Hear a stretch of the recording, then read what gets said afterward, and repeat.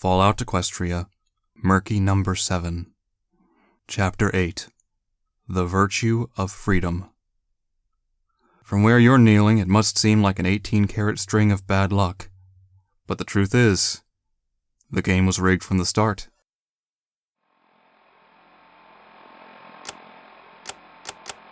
What is it like to see your dreams within your grasp?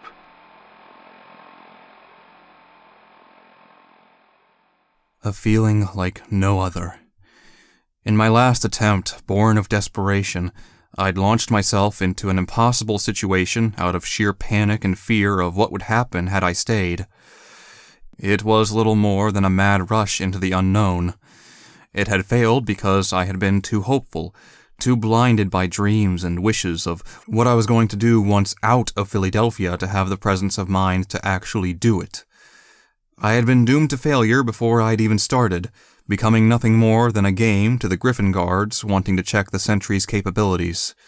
In the moment of believing that freedom would be mine, Regini's bullet had torn my hopes apart. Rougher than ever, I was hurled back into the pits of Philadelphia, my confidence shattered and spirit almost broken.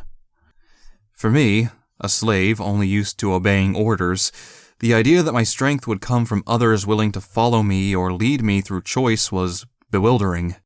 Sure, I'd taken inspiration from ponies such as Little Pip, Sundial, and the Mare, but to have ponies willing to stay with me every step of the way? That was new. Amidst Stable 93, I had been made to realize that the events of the past were not truly that which defined us. Memory held power, both to harm us and to help uplift ourselves. The Ministry scientists had sought to use memories to aid ponies in becoming better through skills and learning, even if it had been mired in the living memories of tragedy. Glimmerlight had shown me that the correct memory at the right time had the power to simply inspire, to remind us that we shouldn't frown because it was lost, but to smile because it had happened, to show us that our dreams were still out there, waiting for us to go and claim them. Protégé had once told me I didn't understand what freedom was, that I could never hope to have the strength to escape Philadelphia until I knew what it felt like to think and make every choice for myself. From the Master, through the mall, the crater, Hearts and Hooves Hospital, and the nightmares of a dead stable, I'd been pushing myself further and further to gain what confidence I could for the attempt I knew was about to happen. I had allies aiding me, pushing me along, sharing our dreams into one unceasing and unflinching need to escape. A chance like no other. We were outside the walls. Steel Rangers had Red Eye's forces distracted, the cover of an entire city nearby, with both the strength of Brimstone Blitz and the resourceful intelligence of Glimmerlight. I could feel it, everything I had ever truly wanted, surging in my heart, telling me that we could do it. We could. But at that point, there was no way to know the truth. To know that after this one chaotic rush, I would be homeward bound.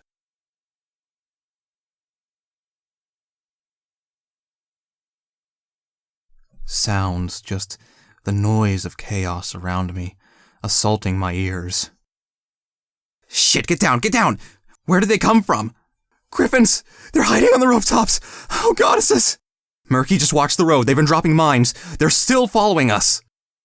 Small pings of metal, each sharp and tinny. What was that? I said, they're dropping. Watch out! An explosion so very violent and sudden, rolling off buildings again and again amongst falling debris. Glimmer, I think just shrapnel. Murky, all right? Hold on, we'll get out of here. We'll all get out of here, just a little further. Where's Brimstone? I don't know. He must be up ahead of the bank or got separated or something. We need to keep going. Find something to help you and me.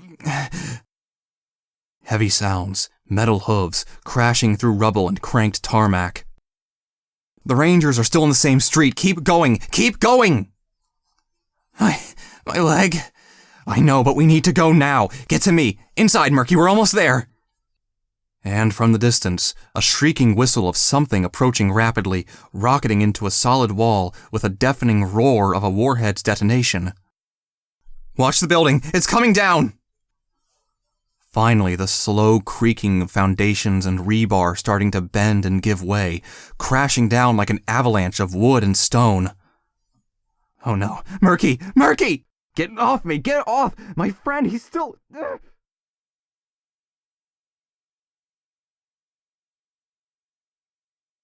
Past the chaos of battle and danger, it slowly drifted away, being replaced by a gentle warmth. It was soft and comforting, draped over me. Before, I might not have known, but the feeling of some pony else holding me closely was unmistakable after that one life-changing embrace Glimmerlight had given me. The first I'd ever known as a grown pony. I lay amongst the quiet bliss of another, a sense of serenity and simply taking comfort in some pony else's presence calming my nerves. Felt my hooves against their soft, thick mane and heard another's heartbeat. A dream, so obviously a dream. I knew who I wanted it to be, but was it her? Was it my savior? My Lightbringer? Coming back to rescue me from the searing pain left in me from an hour solid of galloping under fire and taking wounds. I'd like that, to hold her close. I felt myself squeeze a little tighter in need, soothing delight tinting my every sense as I felt them return the favor. My eyes wouldn't open, wouldn't see. I simply rested, hearing her voice. 5 words. 5 words that made my spirit stir and my heart steel against all adversary, but only one of which I could identify. Together?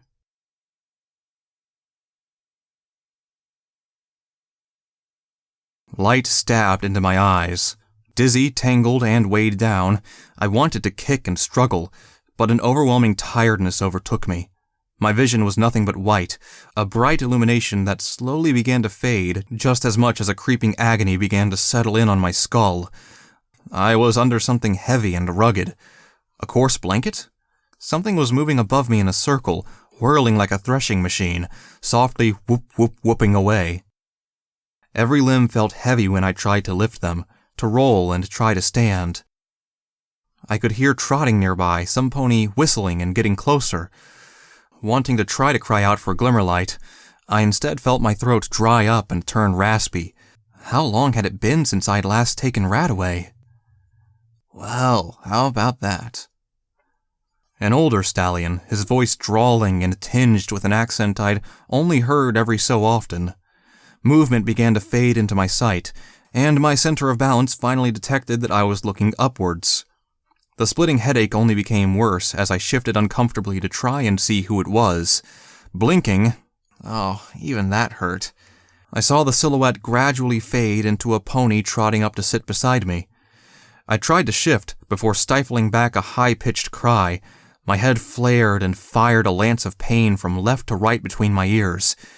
Falling back, I panted on the couch or something. Whoa there, easy. Just relax a second. Get your bearings. I felt a hoof rest on my side, ever so gently pressing me back against the couch until I stopped wriggling. Blinking rapidly, finally things were coming into focus. A musty old room filled with antique furniture and lit by a hazy yellow drifting through closed blinds over the windows. The old stallion was right before me. Setting my vision on him, struggling to keep my eyes open, I saw a rust-colored earth pony sitting upon an old cushion. A calm smile rested on his face, his eyes meeting mine. "You've been out a couple hours now. Had to give you something to keep you sleeping till the worst was over. Take it slow, and let's see what the damage is."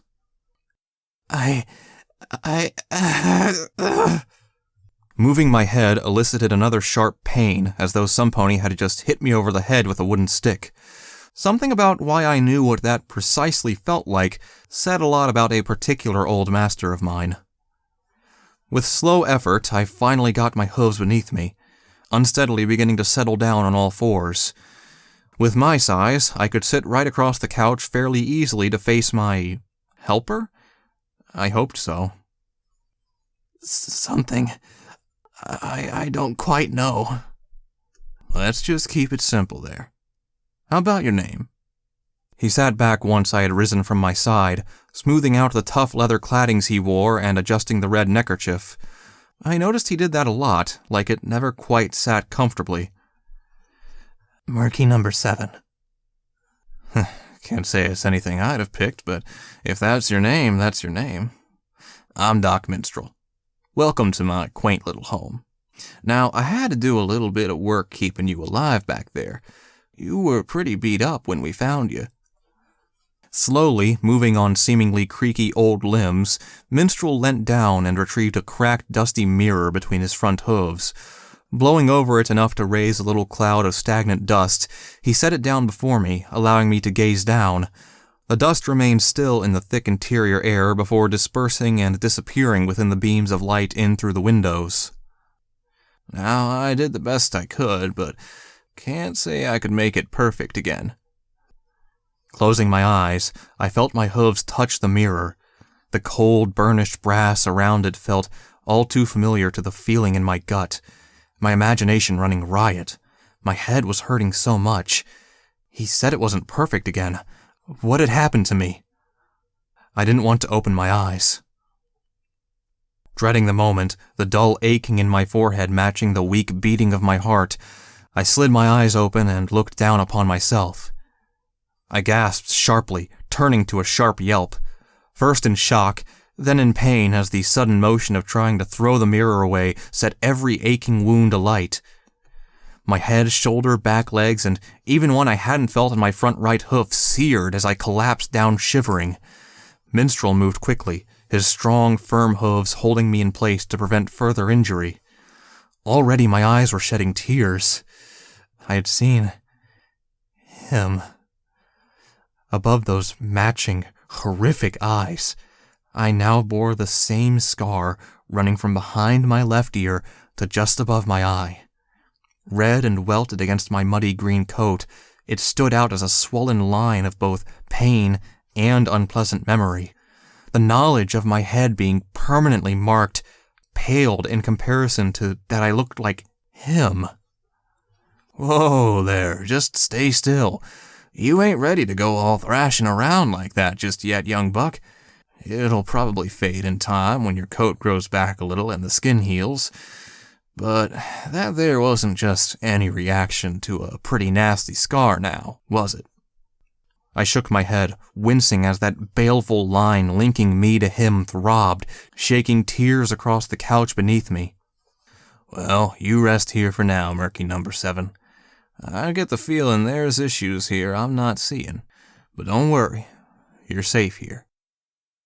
1,000 questions were vying for attention, one after the other. They wanted to explode forth. But through all the pain, through the mental scarring, and above all else, there was only one. Where am I? Am I free? Did I get out? Doc Minstrel raised an eyebrow, letting me go. I did have a thought you was a slave. You running from Red Eye? Am I free? Please, it's taken all my life. It was a beg to more than just this stallion. It was to every pony, to my life, to the goddesses on their stars above, and to every bit of fate I'd ever been through.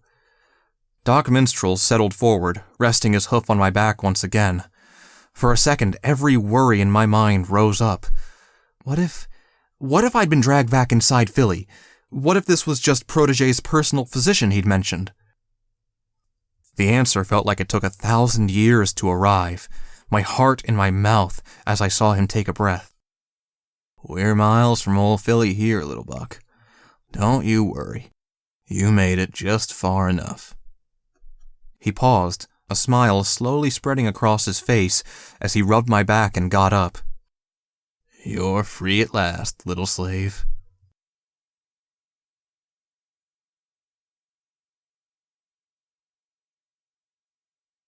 Doc Minstrel wasn't gone long, just enough to fetch a small tray bearing a mug of water and a wet flannel.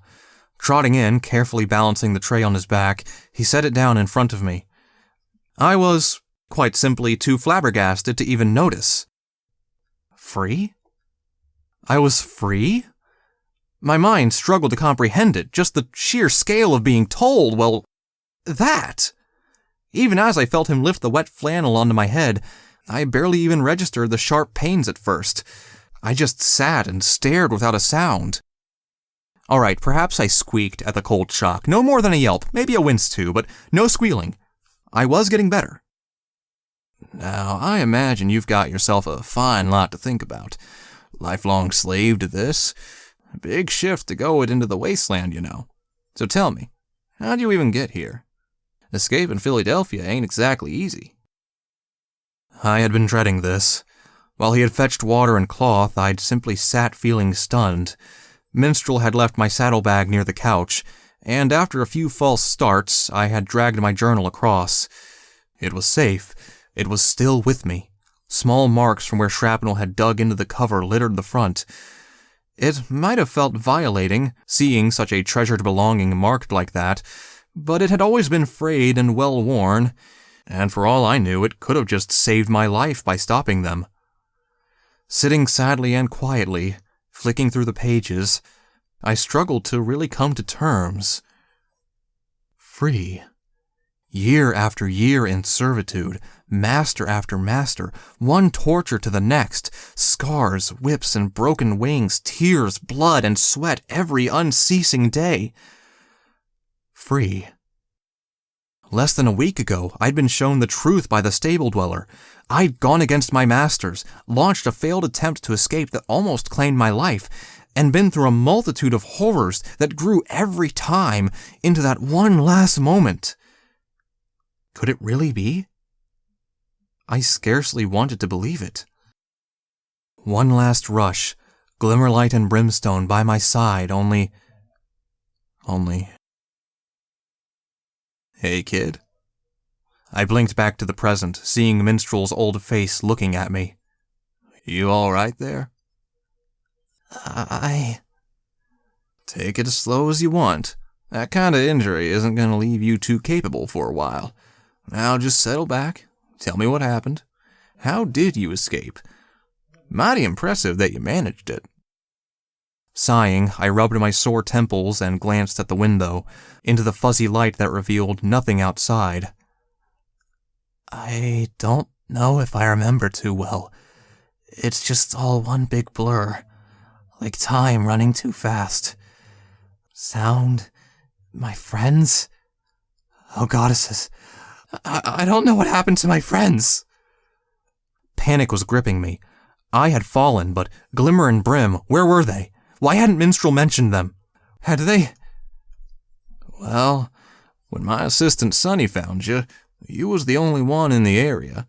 She was out taking a look around Philadelphia ruins to try and get me a new spark generator battery when she saw you poking out the rubble. Weren't no one else there. Shivering, I tried to remember. Any little detail, anything to help. Maybe I could retrace my steps, find them again. Maybe they'd just gotten away, thinking I was dead. Oh no. I don't remember very much at all, sir. Now, don't you go sir on me. I go by Minstrel. And I hear you using goddess there. Mighty long time since I heard any pony talk about that stuff. Do wonder where you got that from. Now look, I wouldn't say you've quite got amnesia. You remember enough. You remember the names? I slowly nodded. Good. I think you've just been shaken by the whole experience, taking time to digest it. We'll get it out of you, bit by bit. That's what the good doc does. What was the last thing you remember, little Murk? Drawing breath slowly, I closed my eyes, but it wouldn't appear, just blurred images and some memories that were much too far back. Eventually, I began flicking through my journal, memory by memory, from Little Pip soaring above me to Brimstone standing guard over Glimmerlight. One by one, memories formed, solidified, and began to return. Picking up my charcoal stick, I knew how I would remember better.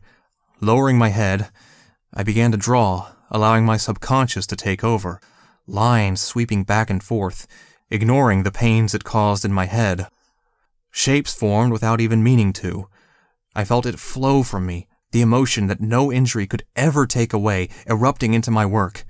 A great circular doorway, beaming with light before 3 ponies. We were in a stable. The Steel Rangers attacked Red Eye's army, so we were going to take the chance. The 3 ponies were galloping, charging into the light, toward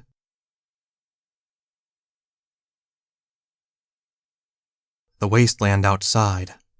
As one, Brimstone, Glimmerlight, and myself hopped over the metal rung of the door and charged toward freedom. We should have known they'd be watching the entrance.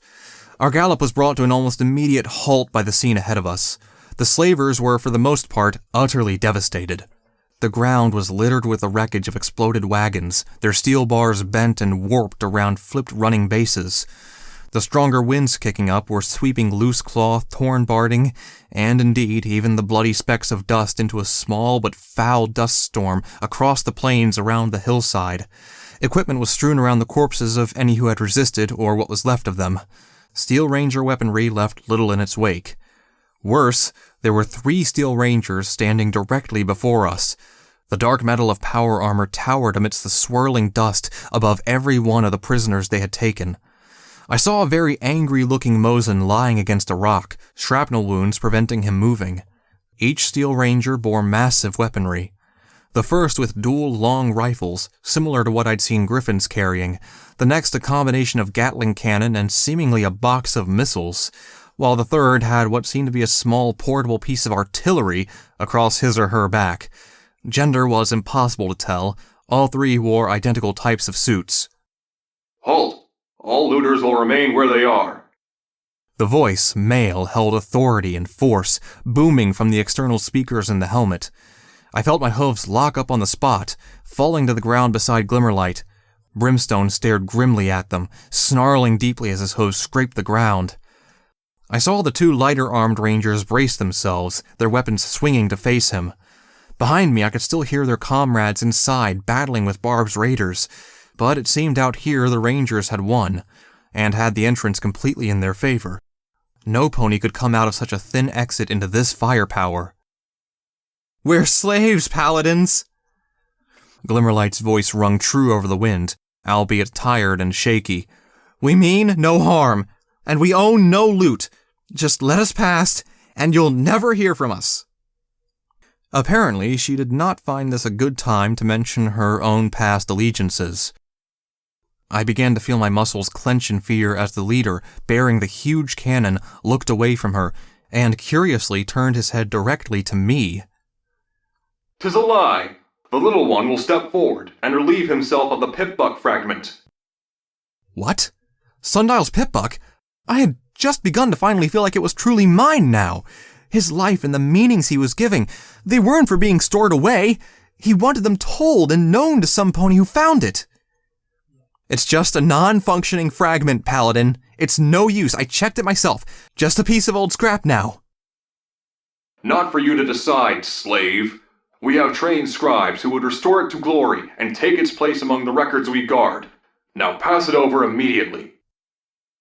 Glimmerlight scowled, muttering quietly out of the side of her mouth.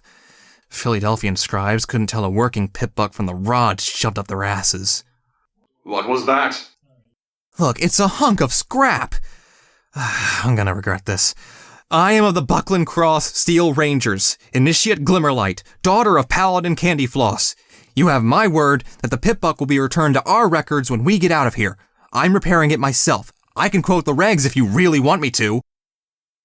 Standing beside her, I never realized how much I was shivering. Brimstone looked ready to charge them, however pointlessly, any second. Meanwhile, the Rangers had every gun trained on us, with an intensity I hadn't even seen in the most loyal Griffins of Red Eye's army. This could go very bad, very quickly, and we didn't have much time if Barb's raiders won out inside and surged from behind us. Much to my surprise, however, the leader raised his weapons away and trotted forward, sliding the helmet from his head. A dark orange stallion of rough face and weathered eyes glared at Glimmerlight. "I know Candyfloss. She is a strong paladin. But the word of the Rangers matters little these days between brothers and sisters of the chapters. Traitor Steelhooves has declared his independence of us and taken many of the Rangers with him. The orders are in uproar, Buckland Cross included. Our own order has left for Stable 2 in Sweetapple Acres, Initiate Glimmerlight. After we have extradited all remaining technology from here worth taking, we shall join them. I'm afraid that I cannot trust such a rogue element as you to your word. However, as a matter of respect for your mother, I will permit you to leave peacefully if you hand over the Pip-Buck. The mission is above all, Initiate, you know this. Steelhooves went rogue?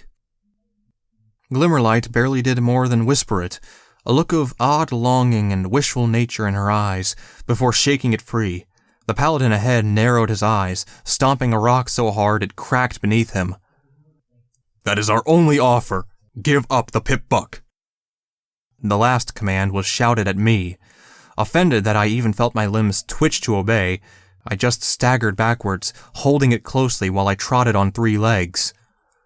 Now, slave, I will not ask again. The weapons lowered, pointed directly at me. Please, don't. My mouth barely staggered the words out, shaking my head and trying to work out how to just run away. I didn't want to give it up. The 2 Rangers flanking their leader advanced, thudding their hooves on the ground as their large weight began moving towards me. Swerving, Brimstone leapt before them, growling and scraping the ground with his front hoof. I'd seen that look before when he had murdered an innocent slave. This was too close to kicking off. I'd have to give it over. It meant so much, but what we were after was worth so much to risk a confrontation over sundials. The lead paladin's head exploded. Droplets of blood sprayed in all directions, coating his armor, his comrades' armor, and mixed with the spilt blood of the slavers below. With that, hell was unleashed. Sniper shots rained down from above, high-caliber rounds sparking off armor and cracking off rocks. The Steel Rangers reacted with speed that defied their weight and size, swinging their weaponry to the skies, to where I saw the Griffins loyal to Red-Eye dive-bomb from the clouds above. The sky in between quickly became a death zone as the Rangers unloaded their weapons indiscriminately. Rockets roared, cannons whirled and screamed amidst the thick booms of the huge rifles. A crisscross of heavy firepower that sent Griffins whirling through the barrage on their rocketing descent. Screaming, I fell to the side, my ears assaulted and stinging under the overwhelming noise.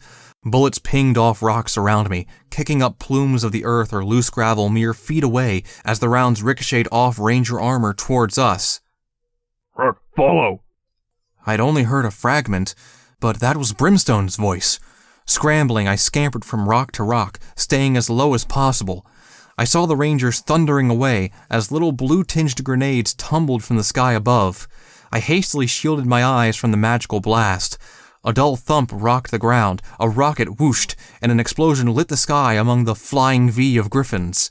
Spotting Brimstone and Glimmerlight running for the flanks of the battle, I saw Glimmer look back and scream for me to get out of the area. She must have thought I was behind her. I put my head down and ran, before skidding to a halt in shock. With a wet splatter, a shredded Griffin corpse collapsed ahead of me. The blood erupted from his chest on impact, spraying across the front of my body and face. Crying out loud, I turned and galloped directly away to the side, into the smoke to avoid the remaining rounds that pulverized the fallen body. Murky, this way! Follow my voice, I know you'll hear me! The gunfire, downwash from Griffin wings, and the furious stomping of Steel Rangers were kicking up so much dust that I couldn't see anything. Corpses littered the ground around me. I passed the paladin that had been shot in the head, realizing I'd somehow wandered back toward the middle. Red-Eye slavers the Rangers had taken prisoner crouched behind rocks, screaming to the skies. Doubling back, I again headed for where I'd last seen my friends through the dust. Yeah, you get 'em, Stern! Kill those metal fuckers! A huge female griffin swooped low, a large anti-machine rifle in her talons, and landed behind the rifle-wielding Ranger. I had seen her before. This was Red-Eye's second in command, Stern. Possibly the most lethal griffin in Philadelphia. Whipping that rifle around with almost freakish speed, she planted it right against the Ranger and pulled the trigger. At that range, the armor stood no chance, even on Steel Rangers. I witnessed a small hole punched in one side, and half of a pony disgustingly blown out of the other. Propelled by the blast, the Ranger's armor collapsed. Before it had hit the ground, Stern was gone again, taking to the skies with a powerful stroke of her wings before the remaining Ranger could bring its weapons to bear. Banking into the wind, she rejoined the head of the Griffin formation. Ponies and Griffins died on all sides around me. Caught in the middle, I only now saw the truth of the wasteland. I had once believed that slaves suffered and slavers prospered. That was how it worked. But here, as I felt a wet crunch, my hoof recoiled as it landed atop the chest cavity of a dead slave, eyes lidless and staring upwards. He lay torn wide open by Steel Ranger weaponry, presumably as he had tried to run from the stable. Slaves killed by Rangers, slavers around me falling as they were torn from the skies by even one remaining paladin. Nearby lay one of the proud warriors, Stern's work. Behind me, I knew there would be more coming after either the Raiders or Rangers survived. Then, it would all begin again with whoever won out here. No pony on any pony's side, just one huge circle of violence and distrust. Barb hadn't been wrong. Staggering over the sharp rocks to the side of the road leading up to the stable door, I fell against one of the large boulders dotted around. I'd made it out of the melee itself, but I was still only meters away from it, crawling through clouds and keeping below rounds punching through the air. I could only hear snaps, gunshots, and screams, and more Rangers charged from the stable, followed by the howl of Raiders chasing them. This had just escalated. I had no sense of setting, no concept of clear lines of battle or which side was winning, just one huge mess of confused sensory overload.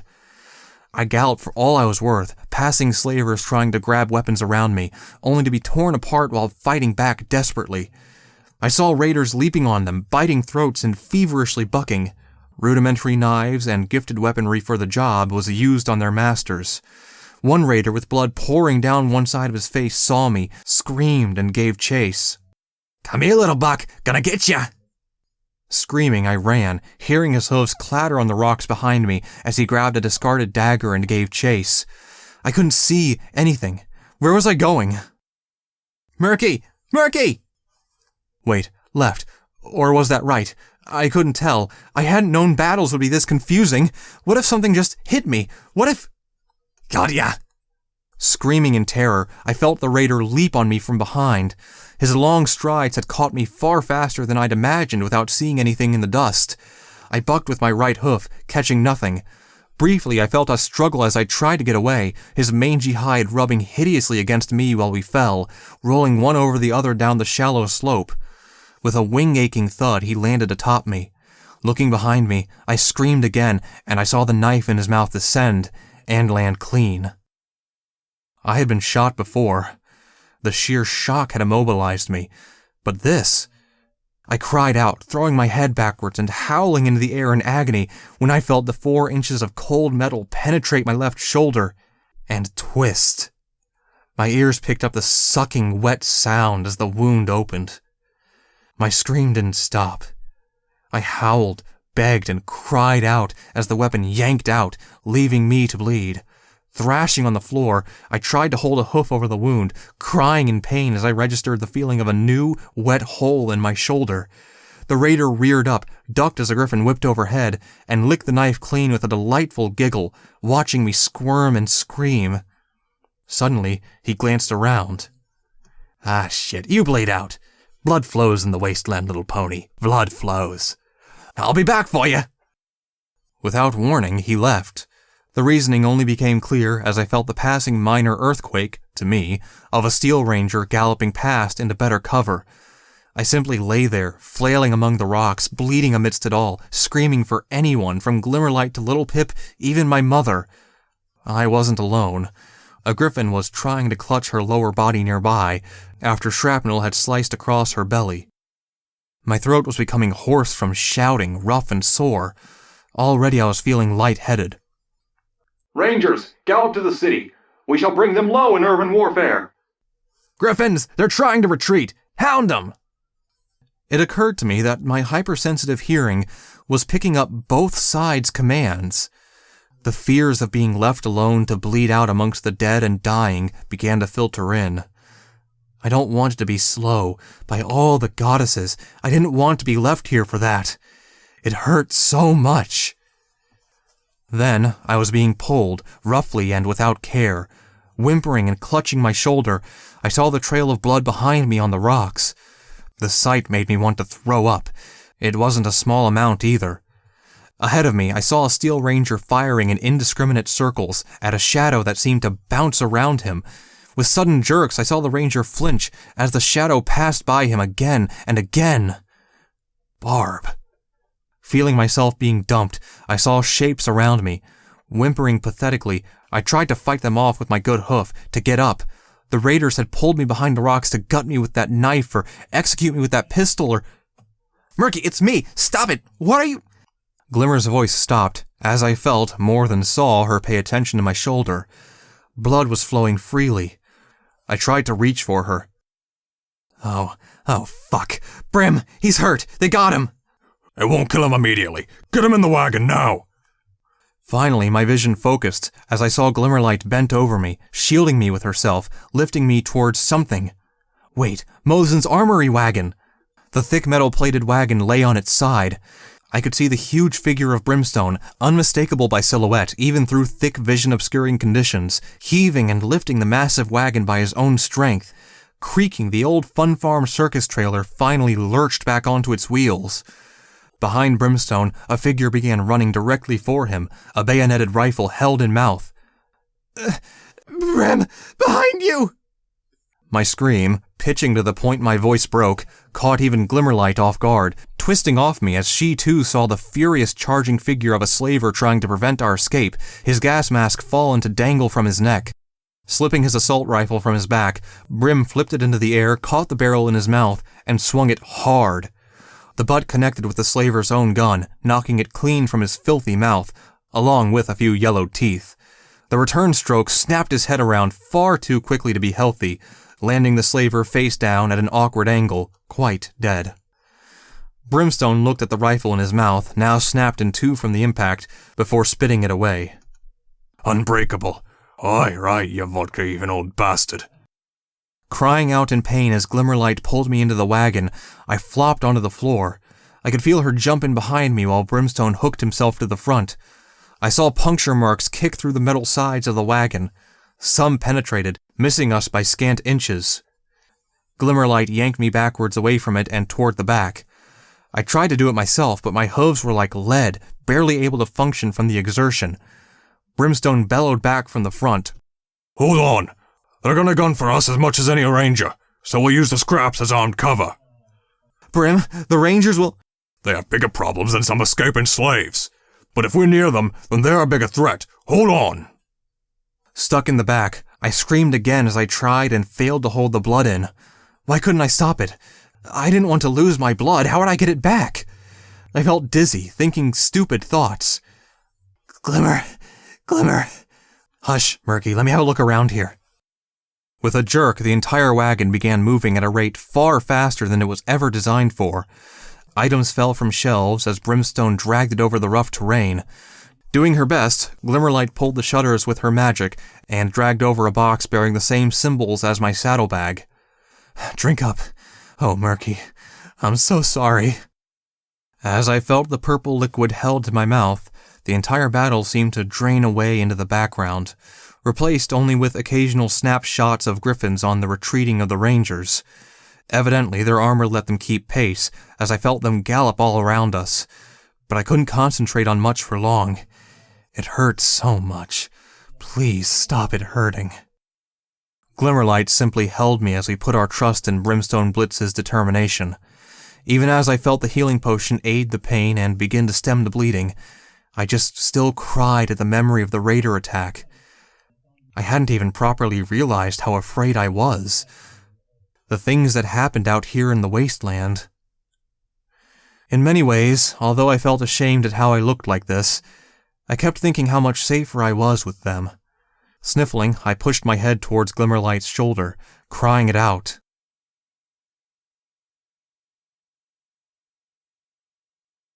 Into her shoulder. I finished the last sketchy lines of her own front legs curled around me. Sniffling, I sat back from my sketch, seeing Doc Minstrel cast a glance down. The couch now held a few drawings that had helped me remember. Minstrel had been a good listener. Well, that explained the wound you had on your shoulder there, Murk. His voice was slow, watching me glance at the bandages on my shoulder. There were still red marks of blood seeping through them. Remembering the feeling of the weapon puncturing my flesh, I shivered. That Glim girl probably saved your life with that healing potion to stem the bleeding. Kill off infection, too. Them raiders have filthy weapons. As good as any poison, really, if untreated. Still, brave move you folks did to make your escape. Stealing their wagon? Reminds me of my younger days in the wastes. I listened to him only slightly, sighing as I glanced back at Glimmerlight and myself in the sketch. Where were my friends? I hadn't properly felt like I missed any pony since my mother, but now they were out there somewhere without me. Did they escape? Were they taken back? Brimstone had he disappeared? Wincing, my hoof gently went to my head. With a groan, I settled back down. Apparently furrowing my brow in concern was enough to hurt that scar. Doc Minstrel patted my shoulder, getting up. You've had a rough time, but don't try and force it. A little memory fuzziness isn't entirely uncommon with traumatic head injuries. Really, aside from a little scarring, give yourself a bit longer for the healing potions to work, and stay safe for a while, and you should be right as rain. If only I shared that. The mirror sat across the couch now, but every glance, every half-hearted look, only reminded me of the horrible shared features. I wasn't going to be his... No matter what he said or what happened. Now, look, that's only one of your problems. You're badly malnourished. How much have you had to eat in the last week? Half a can of beans, a small apple stew, some bits of oatmeal. Minstrel seemed to stop, his mouth hanging open as if expecting me to go on. Eventually, I saw his eyes glance down to my stomach, before tutting and shaking his head. We better get something in you. Healing process works better on a stomach that isn't eating itself out of hunger. No wonder you're so small if you didn't get those nutrients while growing up. Let's get you up and over to the table. He moved alongside me, wrapping hooves across my torso and nodding ready. Taking a few breaths, I edged off the side, dropping my 2 left hooves to the ground and... The light seemed to blur in the air, my vision becoming blurry and indistinct. The scar ached, feeling like my skull was shifting as my body took responsibility for my balance once again. Falling against Doc Minstrel, I let him support my weight until the moment passed. I saw him pick up my journal for me. That's it. Won't be easy for a few minutes. Just trot it off. Gently does it. Step after hesitant, limping step, I moved across the room. Little sound emerged from outside, just the wind and the banging of shutters on his home. Every window was covered for warmth. The 10-foot journey to a cushion on the floor felt like I'd run for the wall all over again, and I gratefully sat back on my haunches to lean on the table and breathe. I don't feel well. 'Cause you got nothing in you to sustain activity, little Murk. Your stomach's trying to digest stuff that ain't there. Just sit there for a second. He left towards a musty old kitchen down the corridor of the house. Left alone, I pondered, looking around. Doc Minstrel was fairly well off. The home was cozy, seemingly secure, and somewhat comfortable. Probably part of why I hadn't yet properly grasped my freedom was the lack of a view outside. My thoughts drifted to Glimmer and Brim again, but no answers could come of it. Maybe when I began to remember more of what happened. I heard Minstrel approaching again. A plate of dry-looking biscuits beside stale fruit was laid before me. I hadn't expected much. The wasteland was never going to be easy for food, but at least it was better than the vomit-inducing slimy oatmeal Whiplash had fed me. Sitting opposite me, Minstrel smiled gently. I sat and stared back, glancing back at the food every so often. Is something wrong, Murk? My voice faltered. I realized I had been waiting for him to permit me to eat, treating him as a master. It took me some effort to bite down the wave of upsetting feelings that caused and get to the food before me. No, nothing's wrong. Minstrel didn't sound convinced, nodding after a few seconds. Clearly, he was rather perceptive of mental states. You have to learn to be your own buck, Murk. Out here, no pony's gonna tell you what you need to do to survive all the time. It's hard. I don't know how. Even with my friends, I just followed, usually. All my life, master and slave, command and follow, but now I don't know what I should do. I thought it'd all come to me. Don't worry for now. We'll come back to that. Just eat. Without much hesitation, I dug in. I felt my shrunken stomach bulge a little with the amount, still less than a normal pony would feel sated with, I imagined, while listening to Minstrel telling me of himself. Apparently, he made a living by selling things he found in the ruins of Philadelphia, using battles between Red Eye and the Rangers as cover to sneak in and out. These days, his assistant Sonny did the job far more often. Between the two of them, they could fix things up to sell for a higher price. The goal, however, was to eventually sell enough to relocate off towards the Central Wastes, where it was much safer. Apparently, that wouldn't be too long from now. He seemed hopeful. To tell the truth, though, I only barely listened. My eyes were focused either on the food or on the windows that I kept trying to imagine the expansive wasteland behind. What would be the first thing I would see? The great valleys that led towards Manhattan, an old town safe to wander around in. But really, it was fear that drove me to think and worry to distraction. The master could be spreading out to hunt me, those shackles and collars of his clinking at his side, ready to... I needed to get going. I can't wait around here too long. Red Eye might come to look for me, or my master. Minstrel sighed, reaching across to my good shoulder again. You don't have a master now, Murk. I think you're gonna have to take time to get used to that. Where do you think you'll go? My mouth opened, but no words came out. I didn't know. Where was I supposed to go? Which direction? What was my goal? Sickeningly, I felt part of my mind wish some pony would tell me what to do. Fighting the revulsion, I just screwed my eyes shut, lowering my head. Well, gather your thoughts.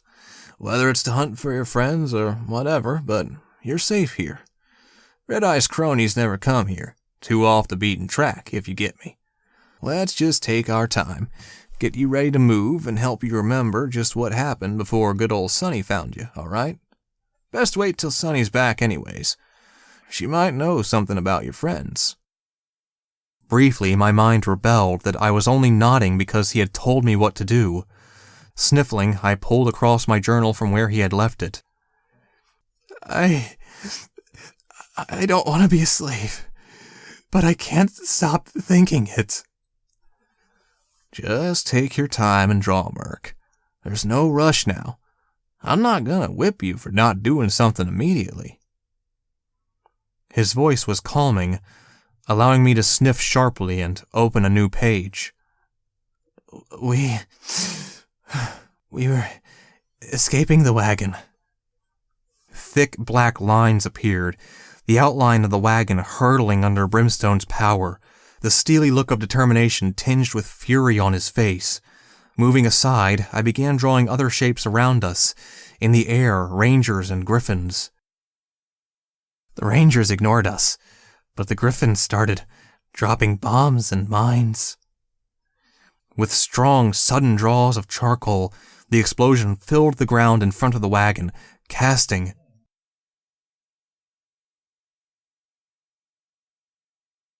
dirt up into the air that pelted the top of Mosen's mobile armory.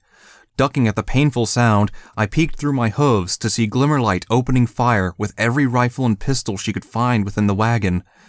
Either through one of the slit windows or by leaning out the door, she tried to force off the griffins before they could line up their throws. She was trained, aimed properly, and seemed pretty cool under fire, but the wagon was being hurled every which way under brimstone steam that ruined her aim. We hit a bump so large I felt all 4 of my hooves leave the floor before clattering down. My shoulder ached, but the wound had clotted over for now after 2 healing potions and a thick wad of bandage. "Hey, Brim, can you get off the main road? They might leave us alone if we disappear now."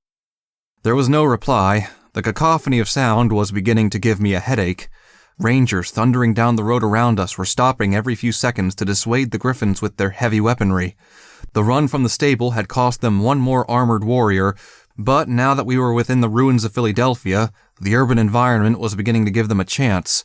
Already, the crowd of them around us had gradually passed away to take up positions inside ruined homes or warehouses. Glimmerlight fell back suddenly with a cry of shock. Gasping, I threw myself to her, searching for the wound. What was I meant to do for gunshots? She gently pushed me away, struggling to keep her balance in the madly bucking trailer. "It's all right, Murky. I'm fine. Just had a round next to me, bit of a surprise. Got any alcohol?" None of Mosen's vodka around? Ah, shit. I usually aim better with a shot or 2 in me. Brim, I said could we? Echoing her sentiment, I clung to the workbench as the wagon turned sharp to the right, reeled up on 2 wheels, and struck a wall with a metallic crash that stripped some plates of armor entirely off. We were flung around, the world twisting up before it all landed again with a bone-shaking slam. Various empty firearms scattered out of the open door behind us to tumble on the road. The little thief inside me couldn't help but feel a wince of pain at such a waste of potential items to acquire once we got away. Through the windows, I saw nothing but brickwork and shadows. We were in an alleyway. Slipping my goggles over my eyes, I felt safer from bullets and wasn't about to argue the harsher rules of reality. I dared to poke my head up to a slit window, seeing no griffins above us, just the 2 thin walls of the alleyway between a pair of huge buildings. I think they're gone. Popping her head out of the front window, I saw Glimmer lean down to Brimstone's torn ear. "Next time, you gonna warn me before you decide to throw us around like that?" Brimstone's voice seemed all the more deadpan amidst his clear concentration and focus. "Figured you were used to being bucked around odd." What? Why, you... She slammed the slit window shut and turned back to me, fuming for a few seconds with crossed legs, before shaking her head and uttering a small laugh. I swear, someday, if I ever grow up, I'll look back and cringe. You promised to remind me to never become an old, cynical bastard like him, Murky. At the moment, I was still shivering and holding onto the workbench leg as though it would protect me from every horrible thing in Equestria. Chuckling, she gently eased me from it. Well, perhaps she had a little difficulty. That table leg felt safe. I promise, I think. Stammering, I found myself fighting all the emotions in my head. Why couldn't I handle emotions like any pony else? Fear of being caught or dying mixed with an elation at our escape attempt and that we were outside the wall. My eyes felt like they'd run dry minutes ago while I'd been lying wounded. My shoulder still gave me a sickening feeling every time I moved it. I'd seen ponies receive so much worse, but one stab had broken my determination into a blubbering wreck. I didn't feel brave like those who could take an injury and keep going, like Brimstone. How would I ever manage out here? My thoughts were pushed away when I felt a rusty old revolver and what looked like a cut-down combat rifle thrust at me by Glimmer. Here, keep yourself occupied. We'll need these before this is out. Get them loaded for me. I'll see if you can find something for you, too. Her voice was calmer, more stoic than before. Looking at her pulling the same bolt action she had in the stable apart to check something, I saw every inch the grim training that Ranger initiates must have had to go through. Every motion mechanical like their suits, even when not in them or not intended to ever wear them. Still fighting for balance, and occasionally feeling the wagon grind against a wall, I began to pick up the guns to load, and in the process discovering precisely why I had only ever seen unicorns carry revolvers. We had a straight run. This alleyway was almost fully protected from aerial strikes, and once we were past the exit into the next road, we'd be gone. It was the only way out of the alley, so no ambushes. Here, Murky, try this out. Her magic floated across a small pistol, I had long since checked for battle saddles, that I bit into. The grip felt small enough for my mouth, the trigger thick and easy to find. The, thing that held bullets seemed to be full already. You've got 7 rounds in there, Murky. Tongue back for safety, forward to fire. Recoil should be low, I think. You think? I muttered around the weapon. Only a small chance of knocking one of my teeth out then. I spat it out to hang around my neck on its cord before going back to my work on her guns. Personally, I think I'd just prefer a battle saddle we know. Nonplussed, I continued. No. I mean like mines. I like to, run away, you see. I could drop them behind me, or put them places where I knew some pony was going to come out of. Glimmerlight stopped where she was, staring at me as though I had just shot her by accident. Somewhere you knew some pony was going to come out. Shit! Dropping the long-barreled pistol at her hooves, she leapt to the slit window at the front. Brim, the alleyway is mine! She was seconds too late. Brimstone must have leapt over it by sheer chance, but we had not.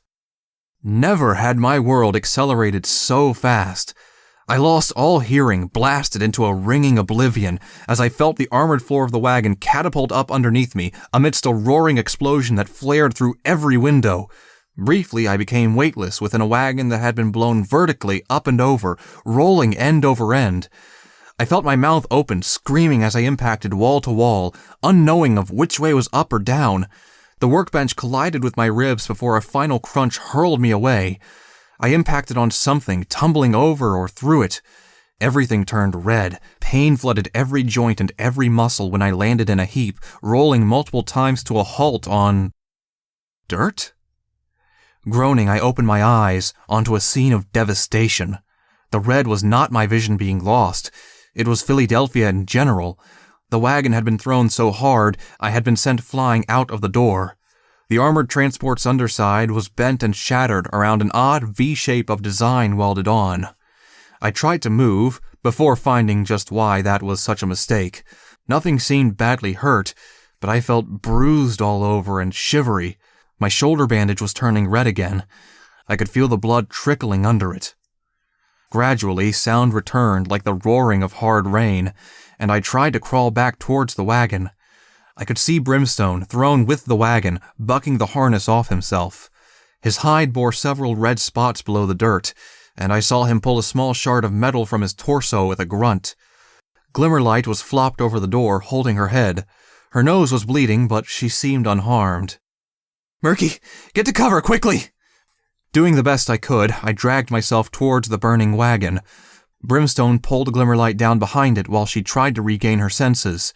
Around me, I saw little plumes of dirt kick up. A flutter. Many flutters. Griffins! There were half a dozen above us, circling and leaping roof to roof into firing positions. Finding strength born of lethal danger, I limped and staggered to fall into cover beside Brimstone and Glimmerlight. The big raider had grabbed a combat rifle and was letting rattling shots off from his mouth to dissuade the griffins from coming any closer. They didn't know he likely couldn't hit them, even at 10 feet. I cowered behind the wagon, feeling the heat of the flames on the side of my face. What was I meant to do? I didn't know, and... Get this in your mouth and keep the heads down! Brimstone shoved the small pistol from around my neck almost directly into my mouth. Shivering, I tried. I really did. But every impact on our hiding spot from the Griffin snipers made me want to cry and curl up under the nearest object. I couldn't do this.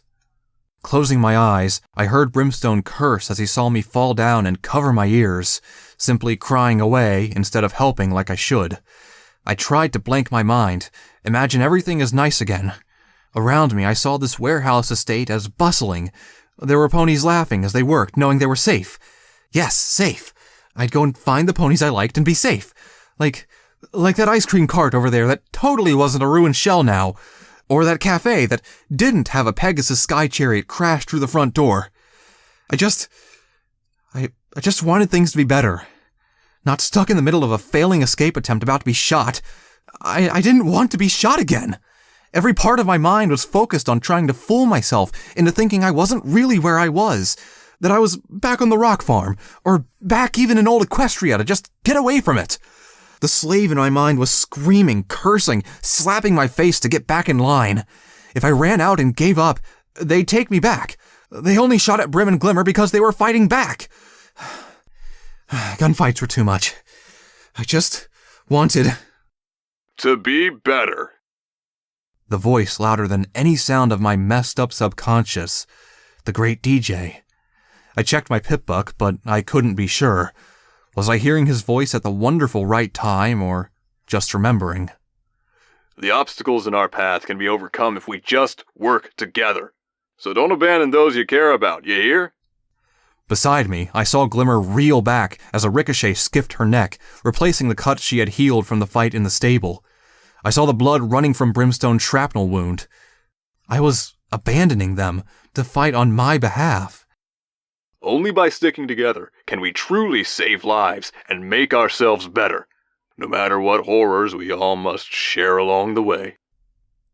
That we must share. Protégé had told me that I didn't have the mindset or determination to escape Philadelphia. I'd found others to help me replace it with their own strength. But now I was taking that for granted, hiding while they risked danger. How many times had I drawn myself succeeding at escaping now? Time to make it a reality. I picked up the pistol again, clambering up and throwing my goggles onto my head after they had steamed up from my tears. I was still crying, but I didn't care. That wouldn't ever stop. Pulling my weight up on my good hoof, I cast a glance around at the buildings that were opening fire on us. Celestia, give me the great strength to do this. Aiming at the first one I saw, my tongue pulled the trigger. In the space of that single shot, past the concussive pain in my ears, I felt the fear fade. A strand of concrete exploded into pieces 3 feet to the right of the Griffin, but I saw her duck because of it. I could do this. Turning my head, I aimed for where I heard the sizzle of an energy weapon and followed the contrail of red to the source. 2 squeezes, 2 loud bangs that hurt my head. They both missed, but I saw Glimmerlight given a chance to think, aim, and fire the long bolt-action rifle accurately enough to snap the Griffin back from her perch. Whether by injury or just armor impact was unknown. Together, I fought with them. I fought to defend them, to help them. I fought for our freedom with friends, and felt stronger than I ever had for aiding in that moment. Cover me! The voice wasn't Brimstone or Glimmerlight, it was a Griffin. I screamed for them to get down before the Griffins unleashed everything they had at us. My ears, through the noise, picked up a flutter of wings. They were on the move to outflank us. A bullet pinged in from the side of the wagon, rebounding just in front of my eyes. Brimstone shoved me below the wreckage, firing a burst at the Griffin who had snuck around under their cover. I could hear 3 more flying for the alleyway to get behind us. Soon, my help or not, we'd be overwhelmed. Oh, fucking chickens. Not one to come down and tussle hooves with me. I hate Griffins. Brimstone complained as he dumped his last rounds at them and dropped the rifle with a snarl. To be fair, they don't have hooves, Brim. Glimmerlight's humor was forced through clenched teeth. The last round sprung from her rifle. There were others on the ground somewhere, but in the wreckage it was all too dirt-covered and scattered to identify what rounds were for which gun in time. I had a few shots left, but my participation was hardly stellar, as spirited as I felt. We're going to die, aren't we? I felt myself asking through my wet eyes to Glimmer, surprising myself with how steady my voice was. She sighed, looking around the rooftops, before grinning and pulling an apple-shaped grenade from the armory wagon. Brimstone shook his head disapprovingly. Grenades aren't known for taking care of flying enemies too well, Glim.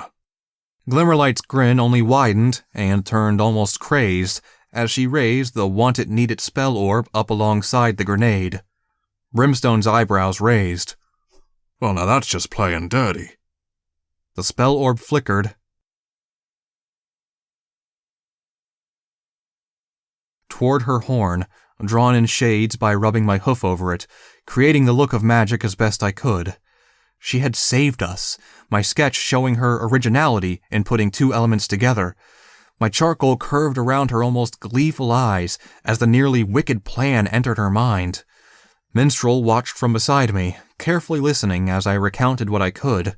how we had averted our eyes and galloped onward into the buildings to seek cover from above.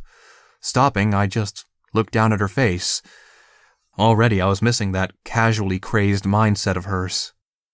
She mean a lot to you, kid? Sniffling, I sat back and nodded. I only met her less than a day ago. Glimmerlight was the first pony to ever hug me that wasn't my mother. She just cares so much. Even if she is quite, Blushing, I looked away, prompting Minstrel to chuckle and pick up my empty plate between his hooves and settle it on an old tray. Yes, I got quite the impression she isn't a mare who intends to think long-term very much, from how you spoke, in all senses of the words. Me? I think I'm happier to settle. Or, at least, I hope to soon. My head was lowered, as it often naturally fell to, while turning to watch him place the tray on a nearby table out of the way. You're settling with Sunny? Minstrel laughed. Sunny? Oh no, my friend. She's my #1 assistant, protector, and friend, but she's also a good 20 years younger. No, I refer to my blessed wife, Corral Sonata. He smiled wistfully towards a dresser as he spoke, sighing happily. I found myself grinning slightly. Her name was beautiful. Following his gaze, I saw a picture frame atop the polished wood. Fighting tired limbs, determined to prove that I had some ability to push myself, I staggered and limped over to it alongside him.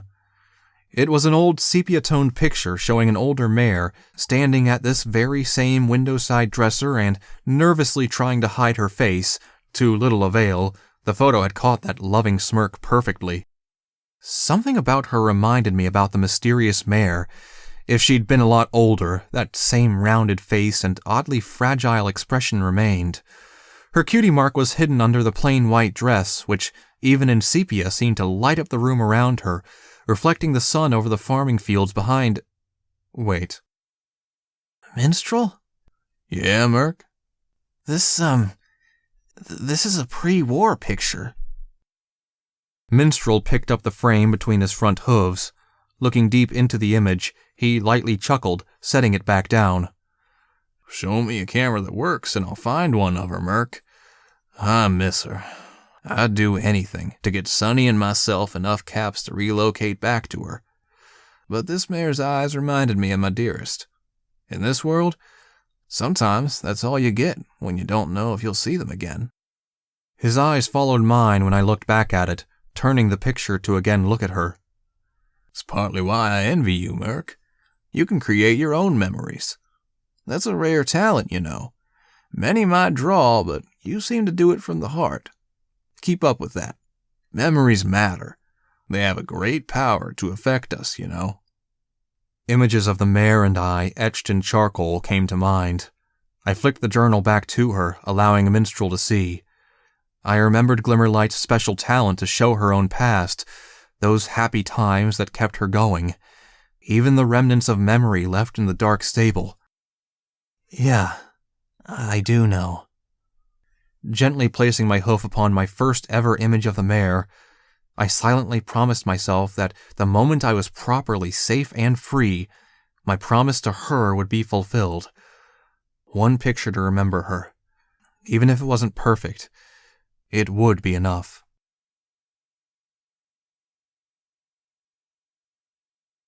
Gradually, my shock from waking outside of Philadelphia was beginning to lessen. True, the element of freedom in my mind wouldn't hit proper until I could look back and not see the baleful slave city in my field of view, using binoculars, just to be sure. Possibly a telescope. Doc Minstrel had instructed me to stay put and just rest until I felt better. In the meantime, I had taken to checking over all of my belongings his assistant had brought back with her. My pip-buck, to my great pleasure, was with me still, as was my fleece and saddlebag, along with, obviously, my journal. Within my saddlebag, I found my goggles and various items taken from the stable. My newly acquired pistol was gone, a reasonable precaution, I guessed. Unfolding it, I intended to put my fleece back on, but shuddered to a stop when I noticed the thick bloodstains coating the wool right through around the shoulder. The pain still lingered. If I let my thoughts wander, I could see fleeting images of a frothing, raged, bloodthirsty raider holding me down to sink the knife into me. During the escape, I'd had too much on my mind to think about it, even while running injured or fighting for my life. But now, in the downtime, it all just came back. It wasn't my only injury, apparently. I had been half buried in the rubble of a house, after all. I could feel another wad of bandage around my torso, and my front right leg held a dressing where my pip-buck was normally tied around. With a glance, I saw the pip-buck bore new scars, making it even more like a hunk of scrap metal than it already had been. Yet, with a tap to one of the chunky buttons to turn on the radio, I was surprised to find it still worked. Stable Tech knew how to build them, that was for sure. Nervous of offending Minstrel with noise, I immediately turned it off, cutting the DJ's broadcast short. Who's to say the stable dweller won't help all them slaves when she gets back? Apologizing internally, I set it down, even if the words did lift my spirits. Little Pip was coming back? Perhaps I could meet her on the road, and we could go find my friends together. Yes! Already my mind was trawling what I should draw in advance as a gift to her, if I could make her like me. I had to fight the urge to bat my head to purge those distracting thoughts, telling myself, crush later, Murky, recover now. Sitting back on my haunches and holding my hoof up, I tried to shift the bandages a little. Before any travel on my newly decided objective, I needed to know what had happened to my leg. Wouldn't say that's too advisable. Shrapnel, usually the kind you find from mines, got embedded there. Pretty sure I got rid of it, but it's an open wound. Removing the dressing before it's healed would just hurt a hell of a lot and expose it to every bit of infection in the air. Snapping my other hoof away like a foal caught near the cookie jar, I glanced over at Minstrel entering the room. I took a little look from up top of the house. Looks like Sonny will be back within the hour, if my eyes work right these days. Could I see? No. Too many particles in the air, fallout and dirt on the wind, for someone injured like you are. Just you stay down here. Now, I thought I might get to know you a little. That slave mindset is awfully worrying to some pony about to go out into the wastes to find his friends. You picked up a gun once, yeah, but as much as I hate to admit it, such a thing is all too common a requirement out here. There comes a time when even myself, a physician, had to fight to protect the ones he loved. Never would have thought I'd have to do that back in the stable. Briefly, my mind stopped and focused entirely on him. You came from a stable? Minstrel beckoned me to follow. Unsteadily, I trotted after him into the corridor of the house. Ahead of me, I could see the front door, thick and wooden. I was led through beige carpets and exquisite woodwork furniture to a back room. There was a mirror on my left side, and with one glance, I whimpered and moved on with my eyes firmly shut. Within, there was an odd mixture of belongings, ranging from scrap items in disrepair to fully functional tools that I'd seen in the stable. In the corner sat an old instrument I'd once heard called a lute. Hanging across a mannequin, I saw a bright blue and yellow jumpsuit, a number I couldn't identify written on the lapels. Armored plates were sewn into it or strapped on the torso and shoulders. Hung around the neck on a small chain lay a pip-buck that chimed in a pale orange. I'm an old stallion now, Murk. Stables ain't as common as they used to be. I came out mine when I was just 16. Only just got this little beauty. He tapped the pip-buck with a hoof, setting it swinging on its chain. I don't need this stuff too much anymore. Always figured I'd give it to some pony who needed it. But I see you've already got your own. Perhaps I'll sell it to the next trader, help pay for the supplies to take me home. Hell, I'd sell anything to get back to her again. How long will that take? Wandering amongst the inventory of his house, Minstrel glanced back at me, that fading mane shifting in the thick air of the home, an eyebrow raised as he leaned on the mannequin. Hopefully not long at all. Why do you ask? We could travel together. More is better than one, right? And we could... Oh. Minstrel had held up his hoof, shaking his head before just staring at me. Don't think so. We're gonna be taking a lightweight run. Besides, you'll have other things to do. He was right. My friends, Little Pip, my mother even. I had so much of my own to do. My thoughts were broken as a tickling started in my throat. Panicking, I tried to reach for the nearest piece of furniture, a chair. I almost made it. The tickling became a burning as the great retching cough burst from my mouth, followed by an anguished cry as my head seared with pain, dizzying me and knocking me over. The chair toppled, collapsing on the ground beside me as I clutched my chest, quaking and trying to hold more in. Minstrel was beside me quickly, a hoof on my breast as he lowered his ear to my neck. Oh, you're wheezing bad internally. I'm pretty good at patching up folks, but I'm no proper physician. Asthma? Weeping from the pain, feeling ragged and thin breathing from hot lungs, I lay my head on a hoof and whispered instead, Rats in my lungs. Please, I need Rataway soon. Oh, afraid I don't have any of that. Pretty valuable stuff that most folks need. But I could mix a hot drink for the throat and... Please, I need Rataway. Another cough interrupted me just as I tried to rise, making me retch and stay hunched over, fighting the urge to scream as the patched wound in my skull pounded and seemed to grind the pain into me. Sorry, Murk, don't have any. Best bet is to get you on your hooves and out there soon enough. Once Sunny's back, I'll see if she can't take a quick trip to the traders and round some up. Helping me back up, my breathing became heavy as the episode died down. Breathing became a little easier indoors, with apparently less rads in the air. I'm sorry, Minstrel. I haven't even thanked you for what you have done with me yet. I'm not sure what I can offer in return to match, well, all this. Hoisting my hoof over his neck, he held on to me to lead me back through, shaking his head as he went. Think naught of it. Sometimes a good act can return itself much better in the long term. Now, come on. Time we continued helping you. Keep your mind off this illness. Feeling up to it? Nodding, I made my way back through with his help. Yet, as we passed by the door to his storage room, I cast a glance back at the mannequin. So that's what stable dwellers wore to protect themselves.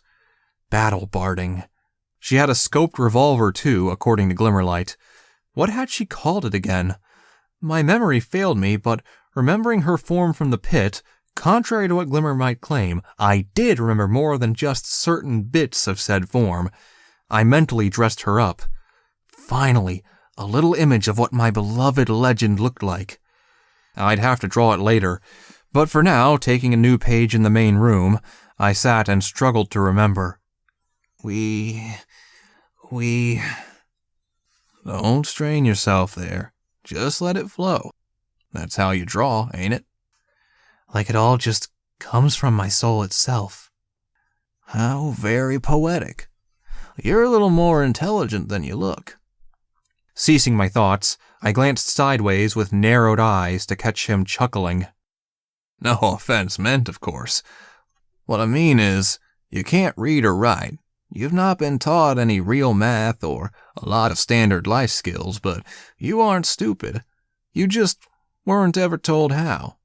Free from slavery, you could be some pony better than you are, you know? Somehow, some way, that reassured a large part of my ever-worrying mind to finally settle and smoothly think back. We were on the run, on hooves, that I remember. But they spotted us a lot of times, chasing us. Shaking, I lowered the charcoal, letting it almost control itself. Bold lines crushing everything into a thin alleyway. It was an alleyway. Spurred by my subconscious drawing, I began to fill in the details. A side-on shot of all three of us galloping forwards, Brimstone at the lead, grim and determined, with a huge muscular stride to his gallop. Behind him, Glimmerlight with her short mane blowing in the wind.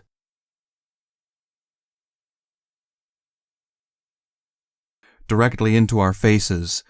I was lagging, my shoulder flaring in pain with every step, and my short gait failing to keep up with my larger friends.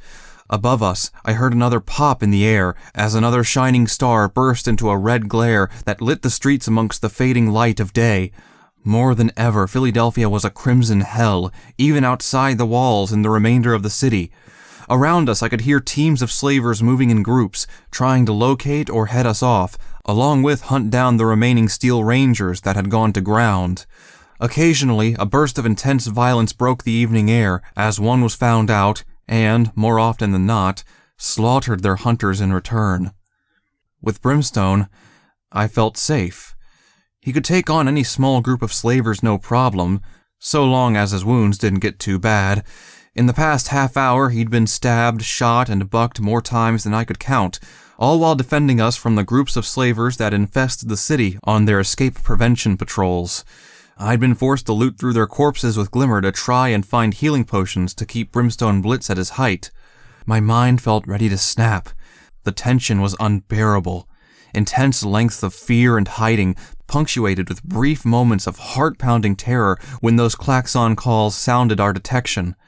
Already I could hear griffins in the air, reinforcements from stern to watch the rooftops and wider open streets.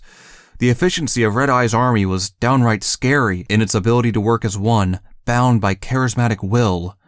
Was this the unity he often spoke of? I was not doing well. Already I was having to round corners, only to see Brimstone turning the next one, Glimmerlight attempting to do her best to keep sight on both of us.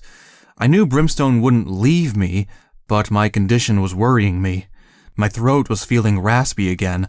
The more time we spent in these thin, contaminated urban areas that had been exposed to the balefire, the more my disease was starting to make itself known. Running was causing my breathing to spasm on burning coughs. It wasn't lethal yet, only bad due to exertion, but I'd need Radaway within a day or so. Come on, Murky, just keep going. We're all tired. Glimmerlight was clearly digging deeply herself, but my own body just felt unable to push much further. The last time I'd actually rested that wasn't recovering from some injury or illness was long out of my memory. Many times I'd worked for days at a time, pushing or lifting heavy cargo, but out here all that obedient endurance just seemed to fade. Could I even operate as a free pony? Rounding the next corner, I found Brimstone halted at the end. Oh, thank you. Dropping my pace, I fell on the ground beside them, trying my best to get any air into my clogged lungs. Merc. Brimstone glanced back from the corner. Get those lungs of yours working and listen. Where are they? Even nodding felt like an effort. Closing my eyes, I tried to shut out everything else and just concentrate on listening. Around us I could hear crumbling, sizzling, hissing of broken industry and half-faulty spark batteries. Philadelphia, even outside the wall, was nothing short of an industrial powerhouse of a city, ruined or not. In the distance, shouts and orders, some from down low. I could hear the echoes off charred walls and metal containers. Others didn't echo. They were louder sounds, probably griffins above us. We couldn't risk the main road still. The smoke deadened sound, and the concrete maze that was the industrial park in this location made it incredibly difficult to pinpoint the sounds by distance. But they're that way and that way. I pointed with my hoof, behind us and off to the right. Glimmerlight peered around. Well, we can't go left. The gates out of this park are still locked shut. Guess we just stay the course. You sure there aren't any others? I don't know. Come on, listen. Brimstone was not in one of his friendlier moods.